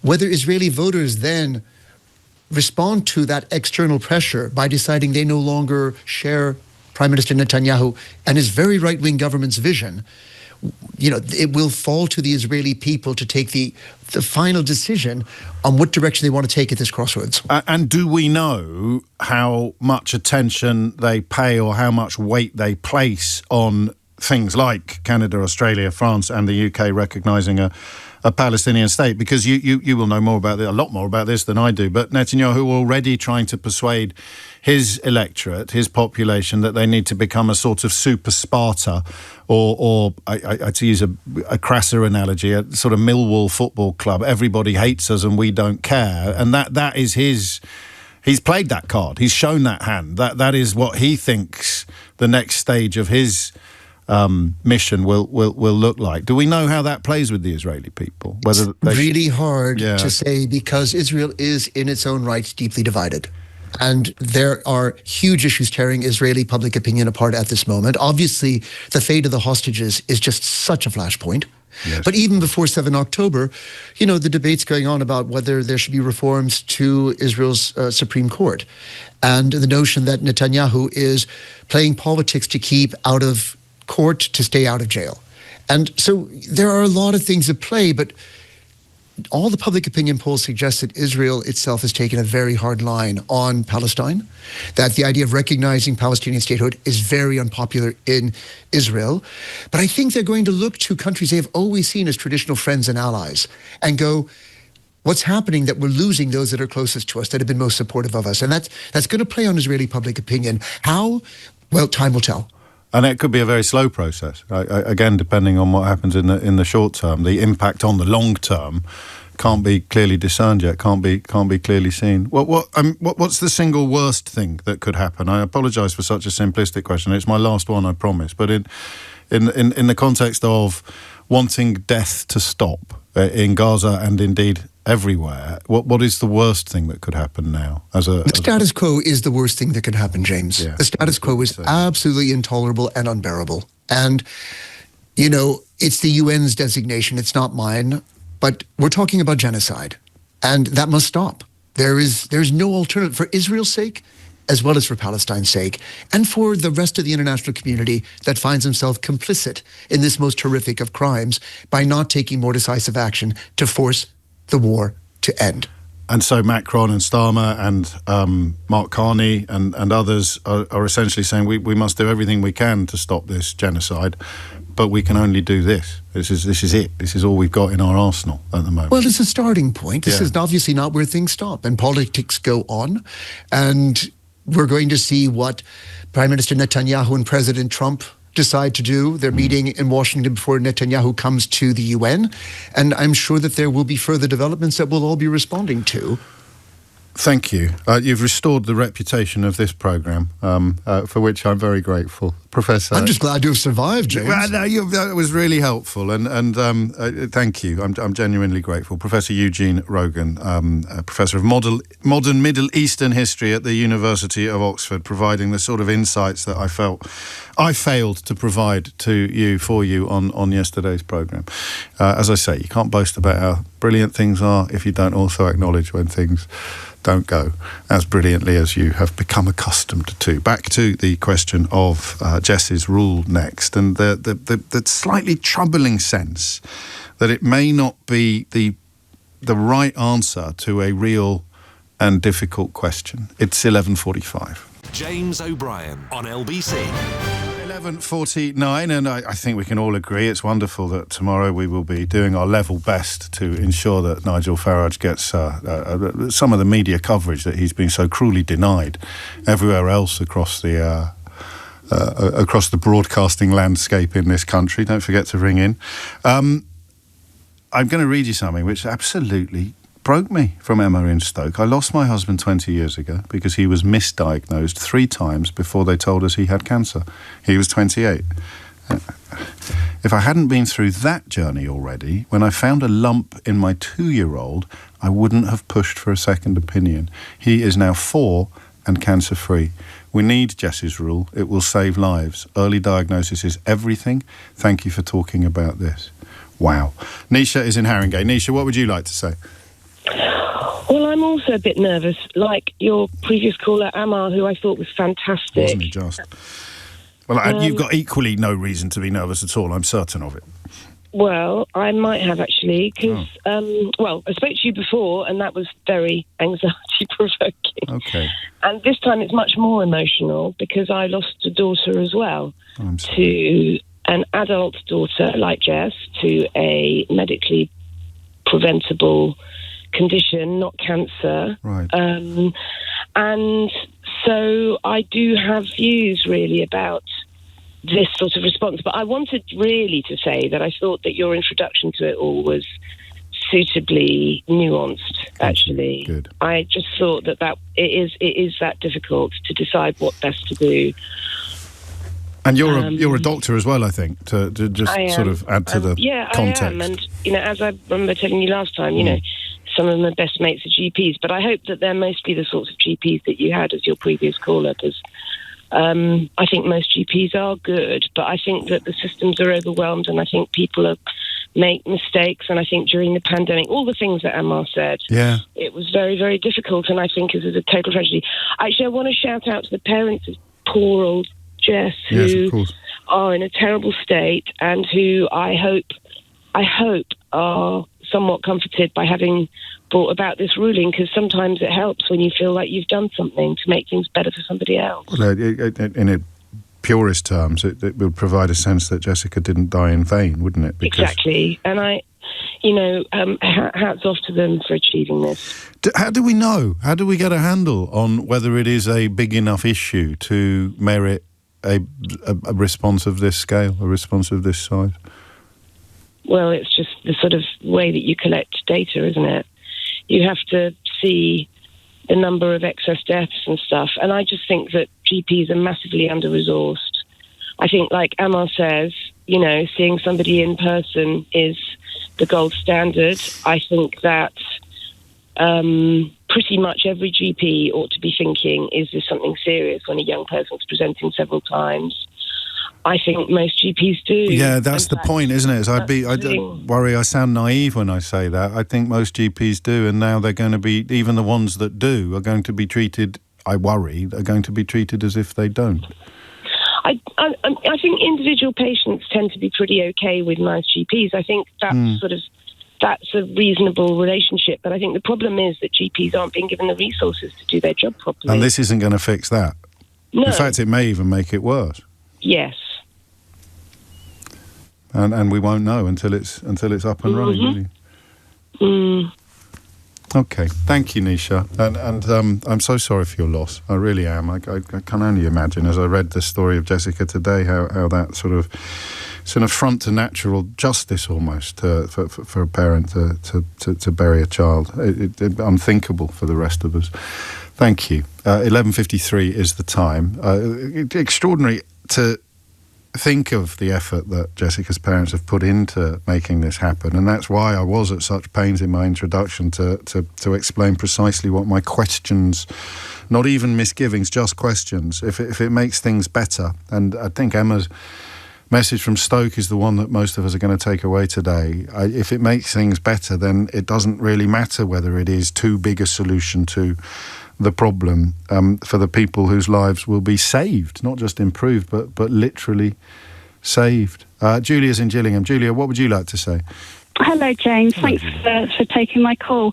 I just basically was talking to your researcher and explaining that I was working throughout the pandemic as a community practitioner, as a physio.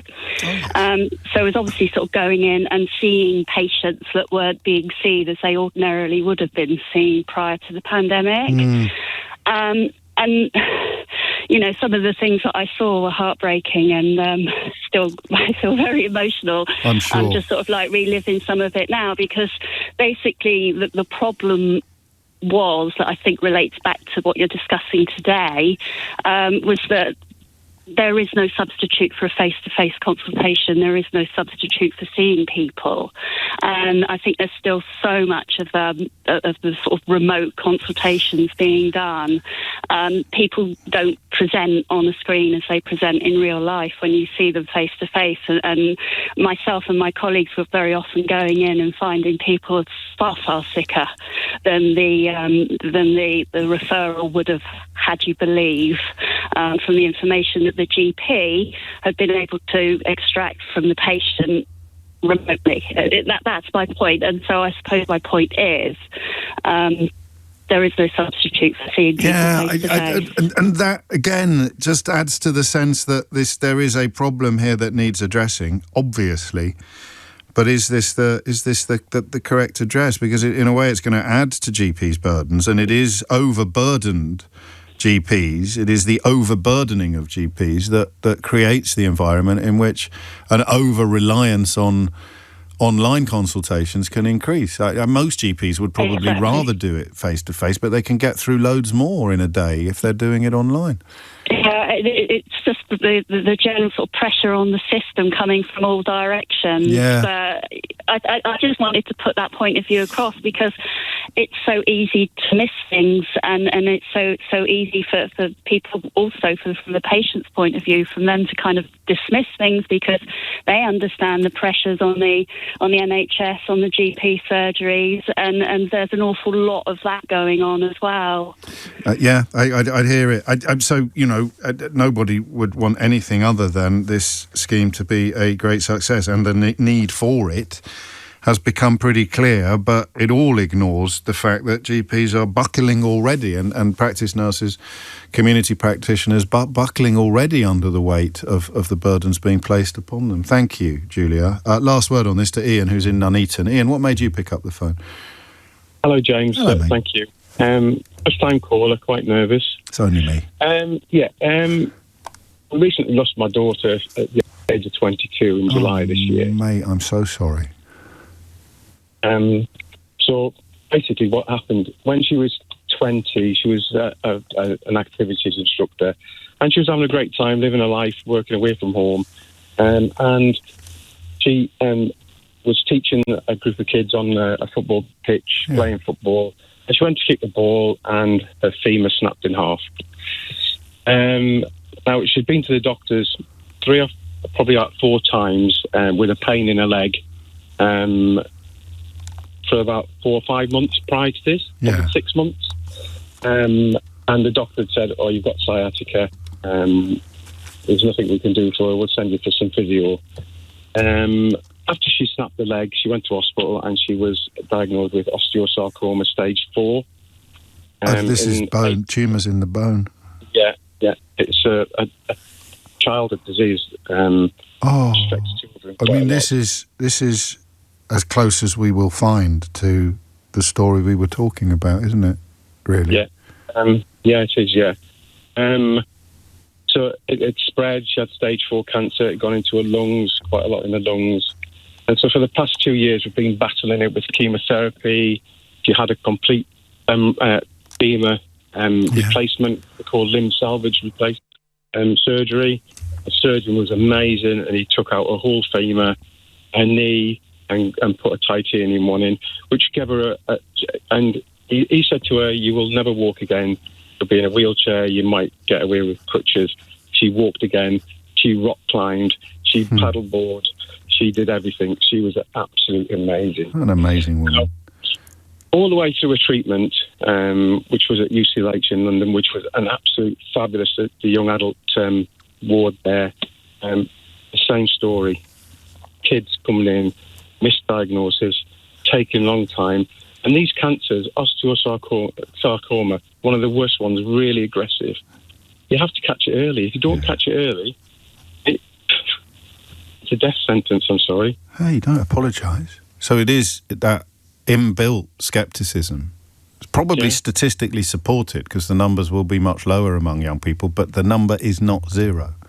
And the GPs behave as if it is. It is. These GPs, and I know they're overstretched and overworked, need to be aware when a young person comes in with a pain in the leg, or it's not growing pains. Well, it might be, but if they come back the 3rd time, the 4th time, the 5th time, then they really need to.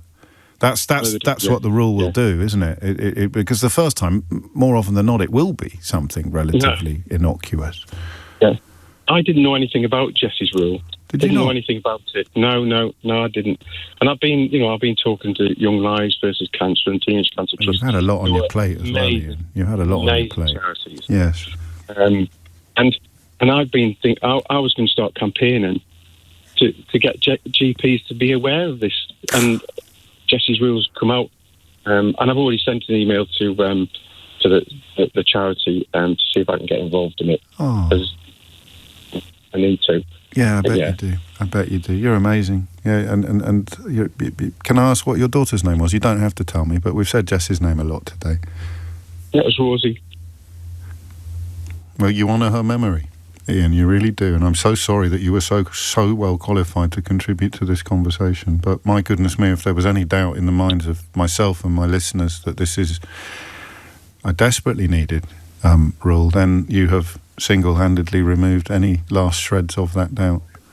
I've seen children and young adults, 20, 21, 19, go through exactly the same thing and pass away. And the parents, I've got to know the parents, and it's heartbreaking, absolutely heartbreaking. We're all devastated. You take care, yeah?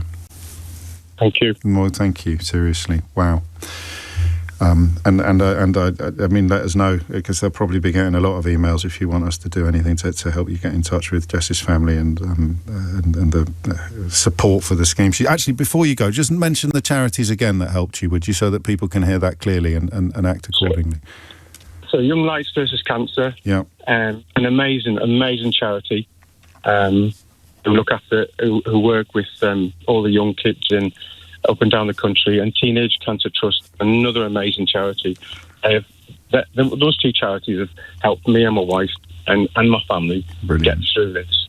And can I just have a call out to the coordinators, Tom Thorpe, who is the Teenage Cancer Trust at UCLH, an amazing person. He's become a family friend for life because of how he helped us get through it. And also Lee with Young Lives versus Cancer, another amazing social worker with them. And we couldn't have done this without them. They've just been brilliant.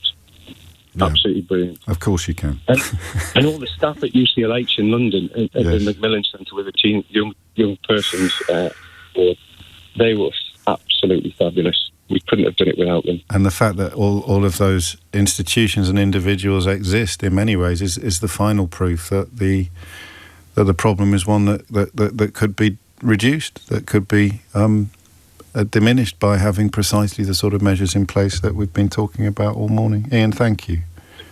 James, can I just say one more thing, please? I can't say no. Of course you can. Can I just say, once these professionals in these units at UCLH and at hospitals up and down the country, as soon as they get hold of one of these young persons that's being diagnosed with the GPs or whatever, they are amazing. The treatment is amazing. They look after them and they do the utter best that they can for these young people. It's important to say that. So it's really, really important that GPs up and down the country, and I know they are really, really stretched, but they just do not dismiss these young people when they've got something wrong with them. Beautifully put, mate. Seriously, I'm so sorry. I've said it already. I'm just so sorry for your loss, and I will think of Rosie every time I read about Jess's rule. Thank you. It's 12:03. James O'Brien on LBC. 7 minutes after 12. You weren't the only ones. I think there must have been some onions being chopped in the studio during that extraordinary call from Ian, and partly because that's 2 hours of relatively heavyweight contemplations. I'm going to move into, it's less serious territory, all right, in some ways. It has a very serious subtext, but the question I will ask you is not as serious as questions that I've been asking you for most of this week. I think we can allow ourselves a little bit of a slightly more relaxing conversation. I've been feeling very sorry for the King lately, particularly last week during the state visit. And I don't know why. I think it would have done if we could have a monitor on the affection of the nation for King Charles, and we could watch it. Like a live, real-time monitor of affection, just simple affection, warmth, or sympathy, nice feelings. Let's call them nice feelings for the King. And he didn't have to rely on phone-ins, like 0898 numbers to the Daily Express. So utterly pointless canvases of public opinion. If you had that in place, I think it would have rocketed last week. Even people that are Republicans or don't particularly like having a royal family, regardless of who's in it, or people who perhaps thought that the regard in which they held the royal family would dissipate with the departure of the last Queen. The way King Charles stepped up to the plate and took one for the team by hosting the Mango Mussolini in Windsor Castle. I don't even know that we noticed how ridiculous it was at the time. I said to you, but I was taking the mickey. I don't know whether you noticed during my commentary on the state visit when I pointed out that he was being driven around King Charles's garden in a golden coach. That was actually a lot more significant than I noted at the time, because it was a way of treating him with all of the pageantry and pomp and ceremony without exposing him to the crowds that would have gathered to tell him what they thought of him. So it was an exceptional piece of diplomacy. Donald Trump comes to England, where almost everybody thinks he's ridiculous. He gets treated like a combination of the Second Coming and Barbara Streisand, and he goes home absolutely happy, not noticing that they essentially kept him in a box for the entire duration of the visit. But because it was a golden box inside a bigger box that was Windsor Castle, he got no exposure at all, as far as I'm aware, to the negativity that dogged his last visit to the country. And he went home like the proverbial dog with 2 bones. I salute everybody involved in that at the palace. I really do. I don't think I've ever done that before. I think it was an act of what's the word I want? An act of self-sacrifice, which is not a phrase you ordinarily associate with royals. Well, actually, I suppose you do in a way. It was beautiful. It was beautiful. So I have been feeling very sorry for King Charles. I have a lovely image of him. I don't know why in this image Camilla is smoking. I don't think she smoked cigarettes for a while now, but I have this lovely image of him shutting the door himself, not with a footman or something like that, slumping back against it like, oh, Camilla sparks up a silk cut and go, oh, thank God that's over, darling. It's just like a sort of, like the Ledbetters, like Margot and Jerry in the Good Life. I just have this image of them getting them out the door, or Leonard Rossiter in Reggie Perrin, getting them out of the door, shutting the door behind them, throwing the bolts in case they come back. She's forgotten her bloody handbag. Throwing the bolts and going, oh, do you know what? I haven't smoked for 40 years, but I'll have one of those, darling, if you don't. Thank God they've gone. So I have been feeling very sorry for the King. And there is more reason to feel sorry for the King today, because he has another problem. There's a great piece in one of the newspapers today which wonders how. It's by Kate Mancy in the Times, and it wonders how you can sack someone who doesn't have a job. Because Andrew Windsor and his wife Sarah Ferguson, as she was known before she married him, and is in many ways still known, have continued to cause enormous embarrassment to the royal family in general and the King in particular, culminating in a really ugly episode at the funeral of the Duchess of Kent, where Andrew Windsor sort of sidled up to Prince William and appeared to make a joke in his ear, to which Prince William responded, as I suspect almost all of us would do if we found Andrew Windsor mumbling in our ears. He responded with palpable horror. He looked sort of, go away. And they can't stop him turning up. If it was you who had been very, very publicly associated with a convicted paedophile and had given millions and millions of pounds of your late mother's money to a woman who accused you of sexually assaulting her, you'd keep a slightly lower profile, am I right? I guess this is the definition of shameless. You would come in through, if you had to turn up at all, you'd come in through the back door. You'd sort of just be sitting there somewhere in the background when everybody else arrived in the church. You would not be giving it the full glad hand on the front steps for the nation's cameras. I'm told that the intake of breath among observers when he was first spotted was audible from space. There's everybody just going, oh my goodness, what? But it's not him, it's his wife. His former wife, although they still live together.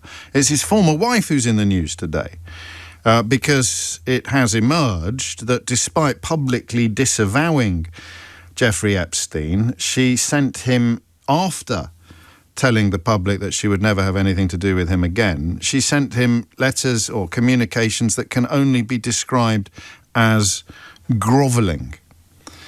And that is really tricky.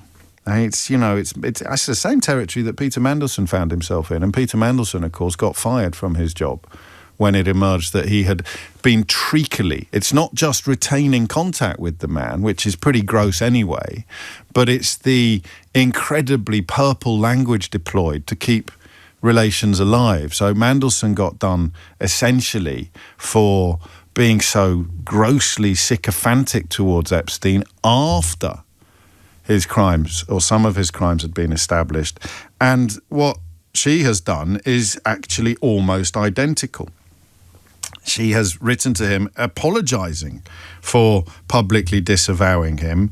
And in fact, the language is awful. It's like something out of a dreadful Jilly Cooper tribute novel.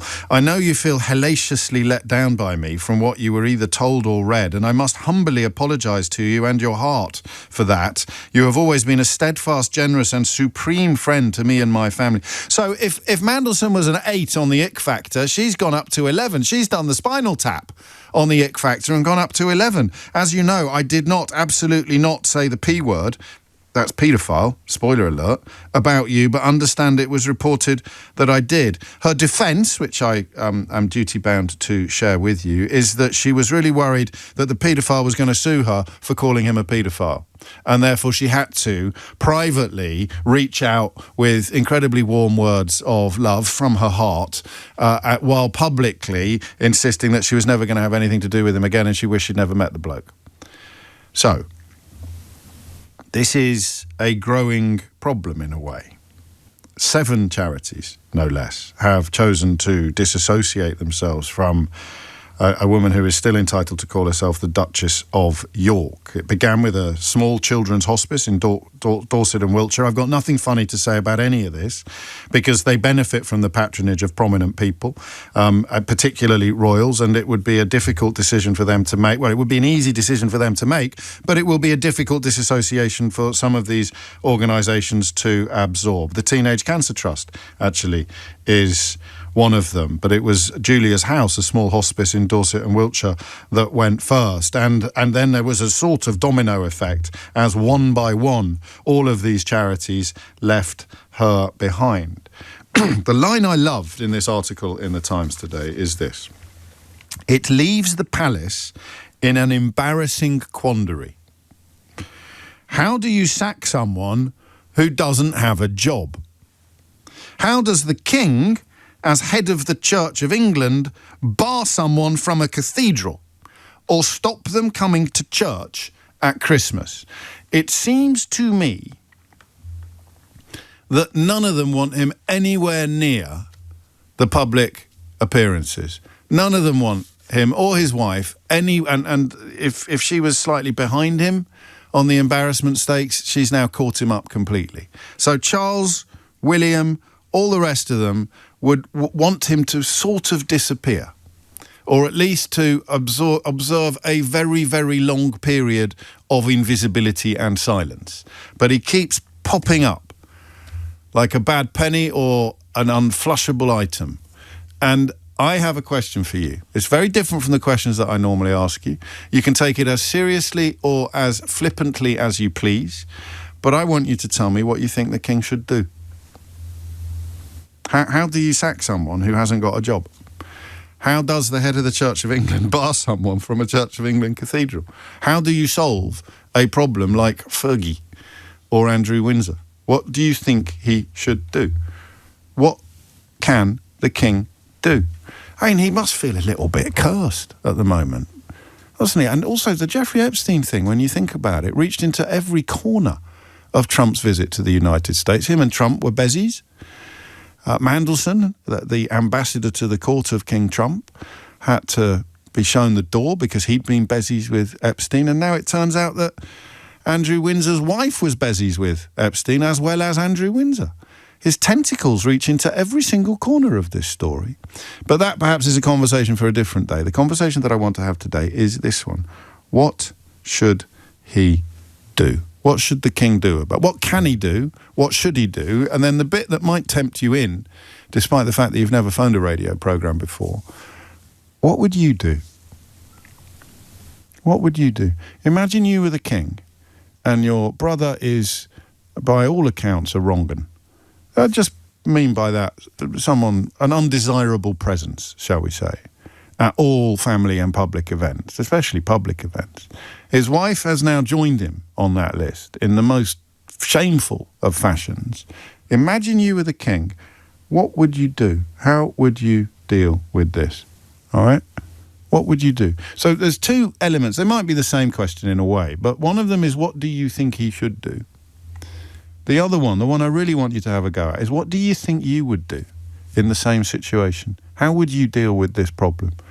0345 6060 973. And listen, this is nowhere near as serious as the previous 2 topics, albeit that the crimes of Epstein were deadly serious. So I will, as the saying goes, I'll take whatever you've got. It's 12:19. James O'Brien on LBC. I think we should think about this. It's fair to say that he has almost certainly had a word in his ear. Charles and William have said to Andrew, can you disappear, mate? Can you seriously disappear? I know you have to attend some of the family functions, like particularly funerals, but it's a big old cathedral. It's a big old castle. You can find, it's probably got secret passages.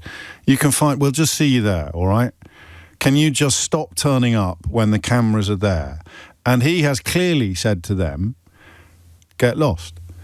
I will continue to pop up wherever I jolly well please. He is reportedly an incredibly arrogant man. So they've tried the diplomatic route. They've tried to reason with him and now his wife, his former wife. They've tried to say, we don't really want you here anymore, and he has chosen to ignore them.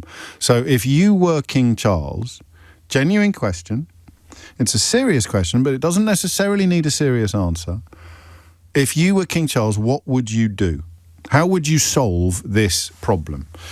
Elfrida, that's a splendid name, and it makes me think of Anglo-Saxon royalty. Elfrida is in Coulsdon in Surrey to kick things off. Elfrida, what would you like to say? Thank you. It's Elfrida. That's even better. Thank you very much, James. Lovely to speak to you. Likewise. I really don't think he can get out of this. I mean, you have Andrew that's been dealt with, put him in the corner, lock the cupboard. You've got Mandelson who's just been... well, he's been shown the door. That one that's done and dusted. What can King Charles do to stop this bloke popping up at all the family functions? Well, you can't. Well, you've got to do something. He can't do anything because he's not in control of the situation. And what's happened with Sarah Ferguson recently is just proof that he can't control who or what is going to be in the spotlight next. We had Trump last week being courted by the King, rolled out the red carpet. Is it okay for Trump and not for Sarah Ferguson? To be friends with Epstein? Well, I mean, listen, far be it from me to defend Donald Trump, but he is not accused of staying friends with him after he was convicted, and certainly not, after he was found to have solicited girls as young as 14. So look, it's a gross association. But not yet, he hasn't been. Well, I think he's probably safe on that front because they fell out over Epstein reportedly, and I quote, stealing girls from him, including, I think, Virginia Giuffre. But I can't accept as a patriot and a royalist. I'm one of them, but not necessarily the other. But I can't accept that. What's the point of being king, Elfrida, if you can't do anything? That's the whole point of being king. When you dream as a young boy of being king, what you dream of is being able to do anything you want. So what can he do? What should he do in this space? Yeah, I think you're describing Trump, not the king. The king is a figurehead, isn't he? No, he's a king. He's the king. He's the king. He's got castles. He's got golden carriages. He's got maces and sceptres and orbs. What can he do? What should he do? He can't do anything. He can do something. Sorry. He can ban him. What can he do? He can ban him. He can say, you are not... If you turn up, I'll have you removed by security. Oh, that would be embarrassing, wouldn't it? For who? The king. Why? Why? Because I don't know the answer to that. He'd have really public... don't know the I don't know why you've rung me. You don't know anything. Would he enjoy public support if he actually deployed security guards to remove... I mean, Andrew from public... What if he turns up at Balmoral on Christmas Day?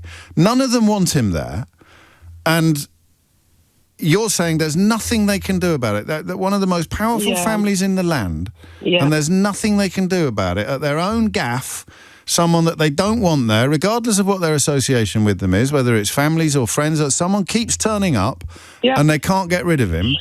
Well, I guess they can send him a packed lunch. What, and tell him to stay at home? Stay at home with a packed lunch, Well, we shall see. We shall see. I don't know. Maybe you're right, actually. Maybe there is nothing they can do. But the notion of public support, if they were to actually have him removed from the scene, I think it would be fairly high. Public sympathy is the highest it's ever been. But if you were the king, this is the crucial question, all right? If you were the king, what would you do with a problem like Andrew Windsor and his wife? A problem that keeps on getting bigger. Alison's in Crewe. Alison, what would you like to say? Hello. It's my first time phoning, so I'm quite nervous. Of all the subjects that I've done over the years, this is the one that tempted you to pick up the phone. Yes, I know, and I Fantastic. thought it would have been Brexit, but that's another story, isn't So I it? never talk about Brexit. I hate people who still bang on about Brexit, Alison. Everything's gone brilliantly. Didn't you hear James Dyson yesterday saying that we'd won freedom of spirit? There you go. Oh, That's yes. what we wanted Yeah. all along. So what Yeah. would you do with a problem like Andrew?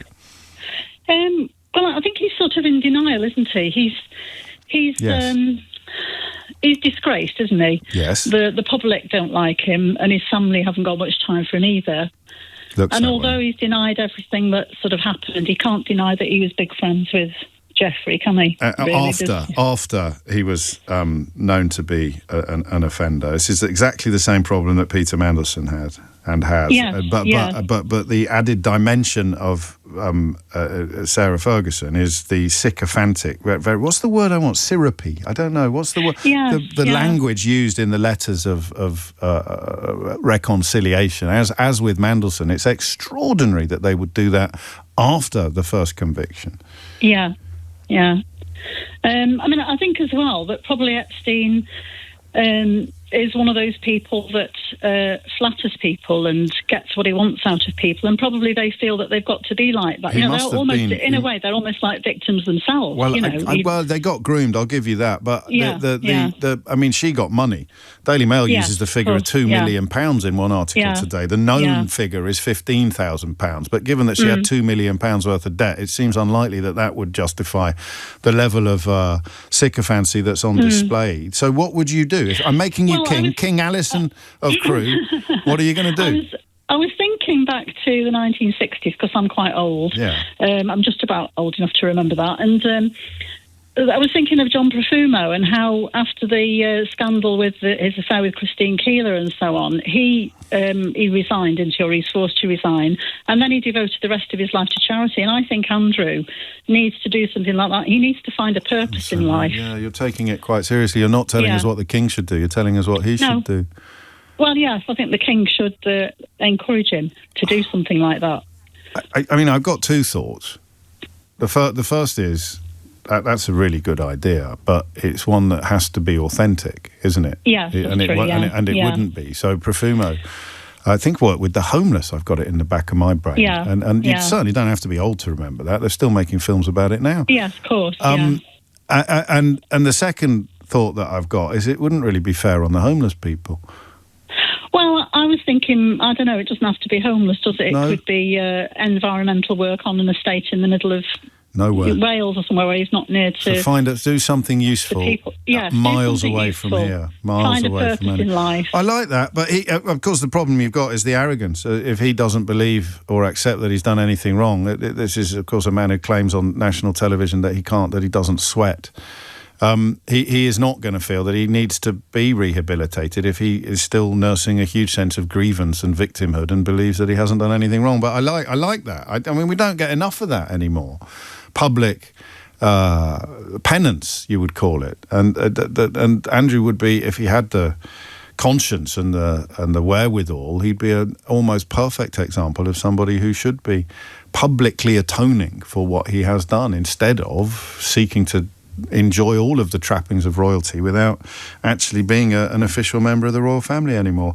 There you go, silly answers and serious answers, and still room for your answers on 03456060973. I've even got an unhinged headline for you coming up, and Jacob Dunne is coming back into the studio. You'll remember Jacob. His story is the basis of the extraordinary play Punch, which has just enjoyed a West End transfer, and he's been working on something in the field of restorative justice that I and indeed he want to bring to your attention. That's coming up before the end of the programme today as well. But before all of that, Dominic Ellis is here with your headlines. James O'Brien on LBC.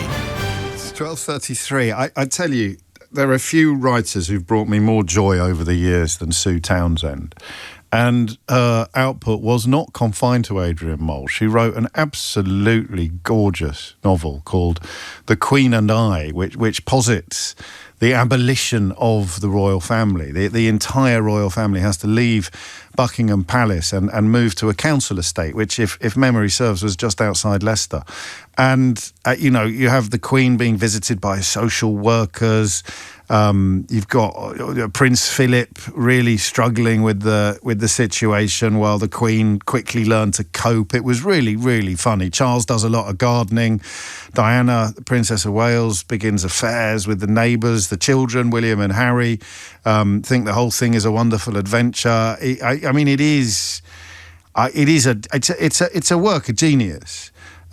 Andrew barely gets a look in. He is, at the time, serving aboard a Royal Navy submarine under the Arctic ice cap, which is one option open to the king. If he could find a willing submariner or a willing submarine captain, stick him under the Arctic ice cap. But I thought of that when I read one newspaper this morning, suggesting that now the latest scandal to engulf Andrew's wife, Sarah née Ferguson, it offers an opportunity to, I want to get the words right, it puts further pressure on the king to expunge Sarah Ferguson. That's a lovely word, isn't it? I got a very little, very few nice things ever to say about the Daily Mail, but we should see the word expunge in public discourse more often. Expunge Sarah Ferguson and her ex-husband, Prince Andrew, from even private family events and find a way to finally evict them from Royal Lodge, their Windsor mansion. So you are the king. How are you going to expunge Sarah Ferguson and her ex-husband from royal events? And if you evicted them from Royal Lodge, where would they go? Would they have to go on the housing list? Presumably there's a couple of rich foreigners around who'd still throw them a few quid, but what would the alternative be? In a just universe, Andrew would have been completely wiped out by the damages payment that he made to the late Virginia Giuffre, or the compensation payment, or whatever the correct terminology is. But of course, I think most of that money came from his late mother anyway. So what would you do if you were king to expunge this couple from family events, and possibly even from their home in Windsor? Let's go to Norman. That's a suitably royal name. Norman's in Greenwich. Norman, what would you like to say? Oh, hi, James. Can you hear me? Loud and clear, Norman. Oh, good. Look, I'm a huge fan, first-time caller, full-time listener. How can you... all the subjects that I've done over the years... I know. How is this the one? one? Can you imagine it? It's just extraordinary. Yeah, 100%, and there's loads of more serious issues you've spoke about and topics that I've wanted to comment on, but just never had the opportunity. But I'm actually still stunned I'm on today. But fantastic. Let's get to it. Let's get to it. I'm a big fan of sports, so to put it in a sporting analogy, I would just say you're permanently benched. You are permanently benched. We're going to try and find something for you to do. I like the idea, what you said before, around community service, but I would call it global service, somewhere in the outer universe somewhere. But yeah, somewhere far away where it's not really too noticeable. No. This is brilliant. You don't understand. No, you don't realise why this is brilliant. Because I didn't have an analogy, but they benched him already, mate. And he keeps getting up and running back onto the pitch. That's what's actually happening here. So imagine that. It's like he's been given a red card, and instead of going for an early bath, he's just sort of put on a comedy moustache and running back round the back in a goalkeeper's shirt. And they can't get him off the pitch, Norman. This is the problem. That's what's happening. Yeah. But that's what you've done. That's what you've just handed to me on a platter. That is what they've done. They've benched him, and he's still running onto the pitch and trying to kick the ball. Dear. It's crazy, isn't it? It's unbelievable. Yes. Yeah, you're right. That's really tickled me. That's crazy. Yeah, absolutely. So what can they do? What can they do except send on security? You'd get it'd be like when you get a streaker on the pitch. You get those slightly tubby stewards running onto the pitch trying to rugby tackle him. Absolutely, yeah, absolutely. It's time for that. Or can they do a legal injunction? Can they go down that route? You can't stop it. I mean, you can ban him from a family event, but what if he just drives? This is what he's done. I needed this sporting. He'd just drive up. They'd say he's agreed not to come. They'd all be there like meerkats on the steps of the church in Balmoral on Christmas morning. They'd all be looking around like this, and they'd see there's a Range Rover coming up over there. So they'd have to tell the police not to let him through the cordons, and then they're fine. That's all you could do.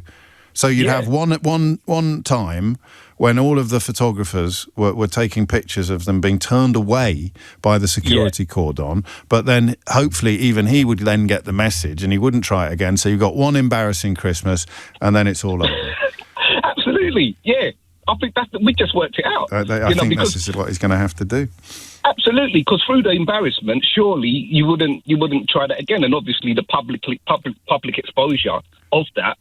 But it is just a one rule for you, one rule for everybody else situation. Everybody saw that documentary, highly embarrassing. Not documentary, sorry, the interview with Emily. Exactly. No way back from that. Who was the Chelsea? Who was the Chelsea keeper who refused to come off? Who was in the League Cup final?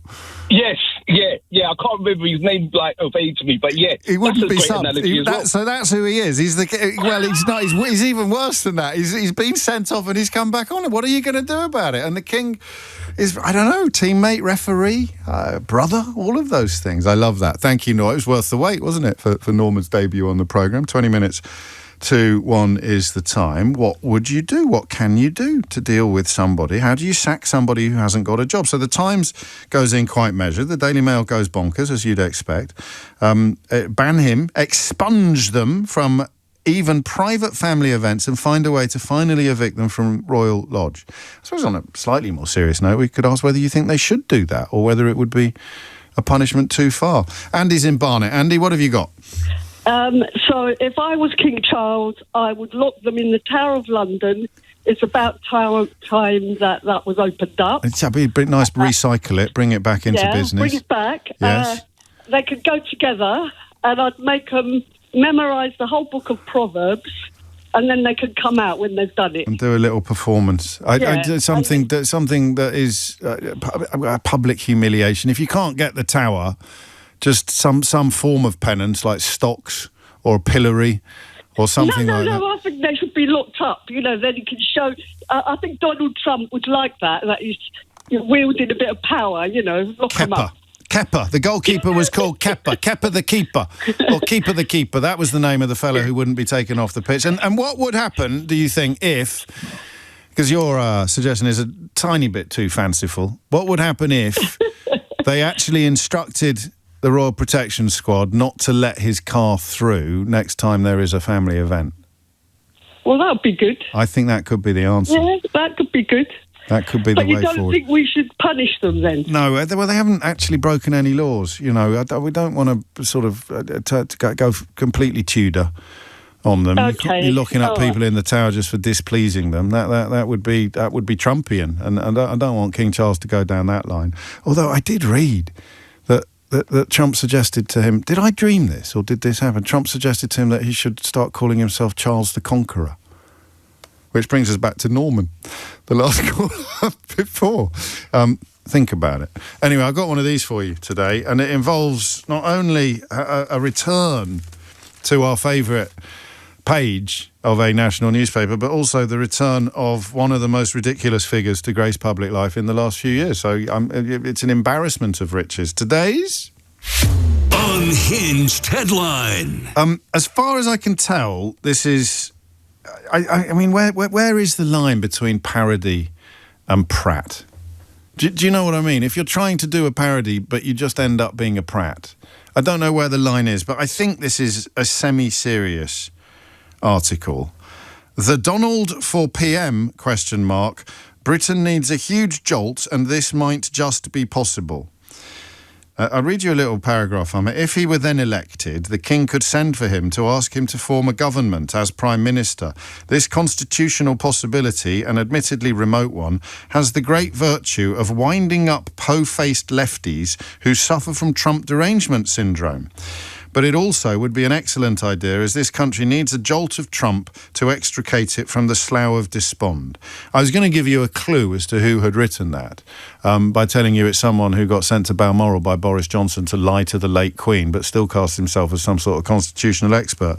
But I love this phrase, Trump derangement syndrome, which is what people like Jacob Rees-Mogg deploy, for it is he, to describe people like you and me who don't like self-confessed sex offenders or don't think that men who have sued a woman who accused them of rape for libel and lost should be treated with the kind of respect and reverence that the devout Catholic Jacob Rees-Mogg feels for Donald Trump. We kind of don't think that people who lie about election results and try to launch armed assaults upon the seat of their own government and unleash a baying mob who are crying for the blood of your own vice president, we don't think it's funny or admirable, or indeed, as the devout Catholic Jacob Rees-Mogg would no doubt argue, we don't think it's very Christian behaviour to grab women by the genitals and then boast about it. But hey-ho, that's Trump derangement syndrome, and that is today's Unhinged headline. Last word on this, perhaps, because I want to have some space to speak to my guest Jacob after the next hiatus, but it goes to Rich in Anglesey. Rich, what's it going to be? Hello, James. How are you? I think the best solution would be to have the Duke and Duchess of York pushing the payments on a big council estate in York. Give them the thing to do. How bad could it go, do you think? I mean, what could he do conceivably in terms of a humiliation? He can't force them to do things like that, can he? If they got chucked out of their house, where would they live? What would they live on? There's a flat on a council estate in York, and I think they should be on the pavements, brushing the roads. Do you know, I was confused. I was confused to why you kept mentioning York, but of course you're right. They are still technically the Duke and the Duchess of York, aren't they? Yeah. Well, it's so offensive. So I think he should have a high vis saying the Duke of York, and she should have a high vis saying the Duchess of York.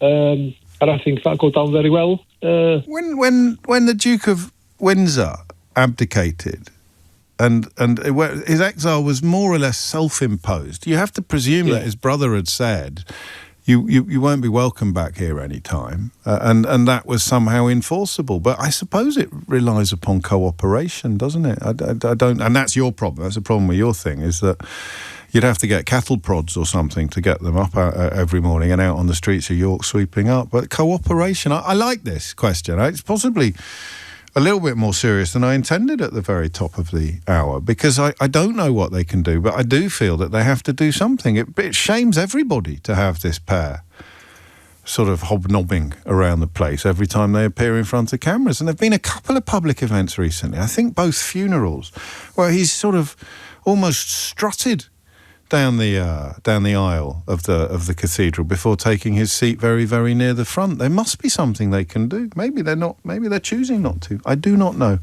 Anyway, nothing. If anything is announced in the next 15 minutes, I'll bring it to your attention immediately. The time now is 12:46. James O'Brien on LBC.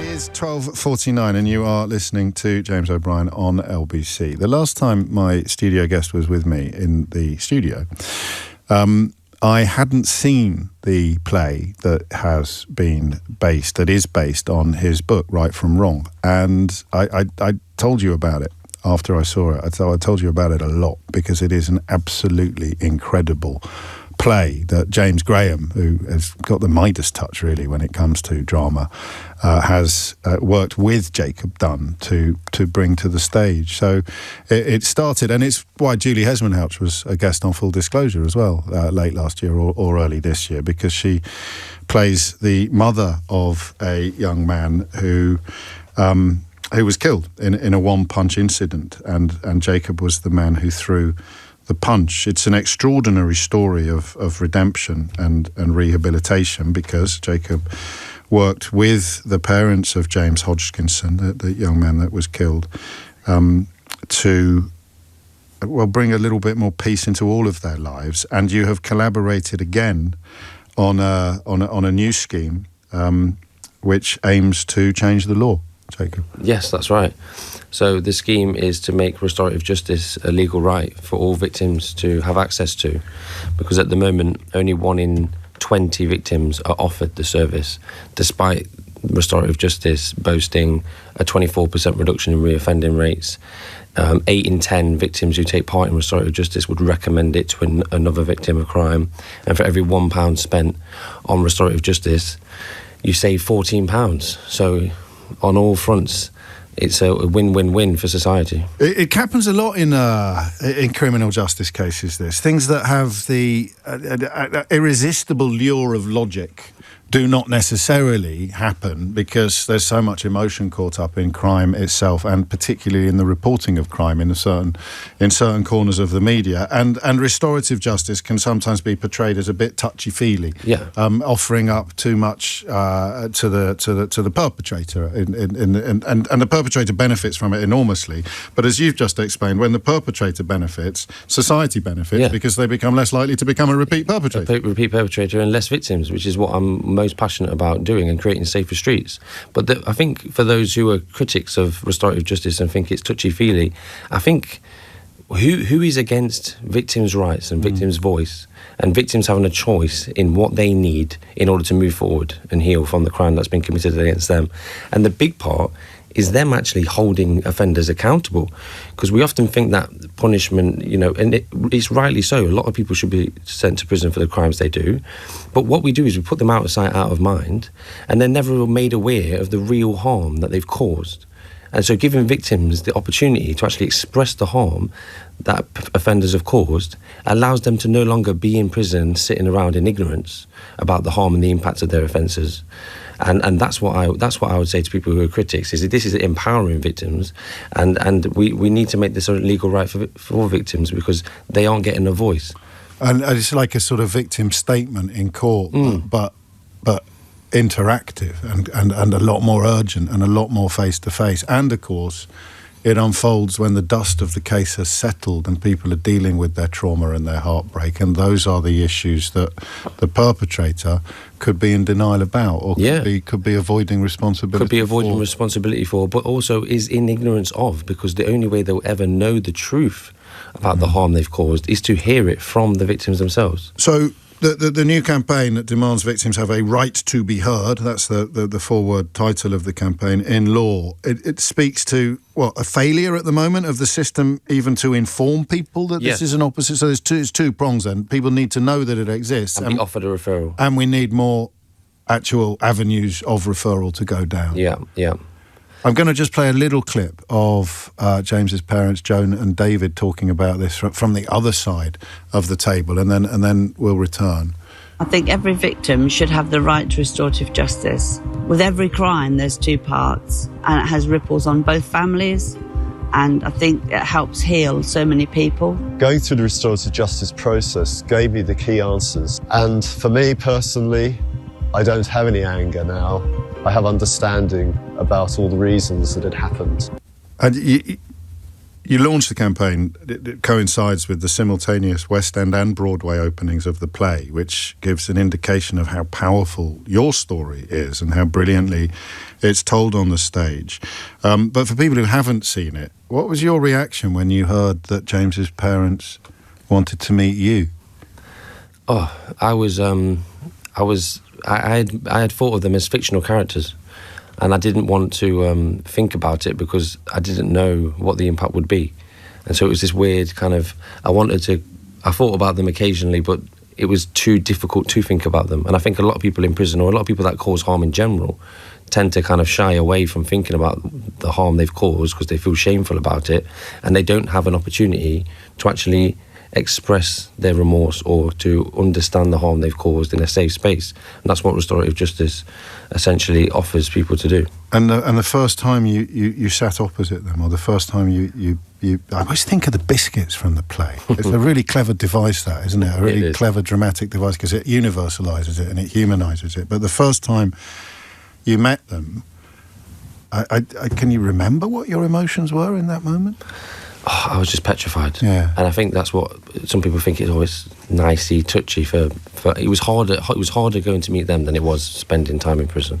You wouldn't use the word brave, but it does involve some form of courage on the part of the criminal to go and meet the family or the parents of the person who's been taken away from them. Yeah, I think it takes courage all round for everybody. Yeah. And I think we need to be more courageous as a society, because there's too much division. And if people can take a little pinch of salt from our situation and restorative justice into the broader public discourse and have more constructive conversations and be a bit more courageous, then I think we'll be on the right track to having a better society. And the campaign is being led by you, David, and Joan, James's parents. Yeah. So that relationship has continued. It's at the heart of the play Punch, and it is now being put to incredibly constructive purpose. Just tell us exactly what you want. It's an amendment to the Victim and Courts Bill would be the legislative improvement. Yes, that's right. So when the bill passes to the Lords next month, we're hoping to table that amendment. And in the meantime, we have a petition at righttobeheard.org if you'd like to enact your civic right and duty to help victims have a voice. I'd much appreciate that. And is it one of those, so it's not one of those ones where it hits a certain threshold and it will get debated in Parliament, it's just an attempt to communicate to government how deep the feeling is about this and how many people are on board. And how many people are on board and care about giving victims a right to access restorative justice and have a voice, and then trigger a debate through the Lords by tabling an amendment through a peer. Fantastic. I've asked you this before, but there will be different people listening now. How might your life have gone differently if it wasn't for restorative justice? I would have remained in ignorance. I would have remained minimising my behaviour, avoiding the impact of my crime, and wouldn't have had the motivation to be sat here in front of you today or campaigning for victims' rights and trying to stop being an anti-violence campaigner for the last 15 years. I'm just extremely grateful to It doesn't always work, but the victim satisfaction rate runs at about 85%, and as you said, reoffending goes down by about 27%. And I don't want to overshadow the campaign by going in too hard on the play, but it's kind of hard to separate them, and indeed your book. Have you seen the new production in the West End yet? Yeah, we were there last night. The first preview opened last night. It's just an absolutely breathtaking play. I don't know if I'll be going to America anytime soon, so I won't be able to see the Broadway production. Do we know, forgive me for, I'm going to finish with a light-hearted question, Jacob. Do we know what they've done with the Nottinghamshire accent? What, in the States? Yeah. I'll let the New York Times be the judge of that.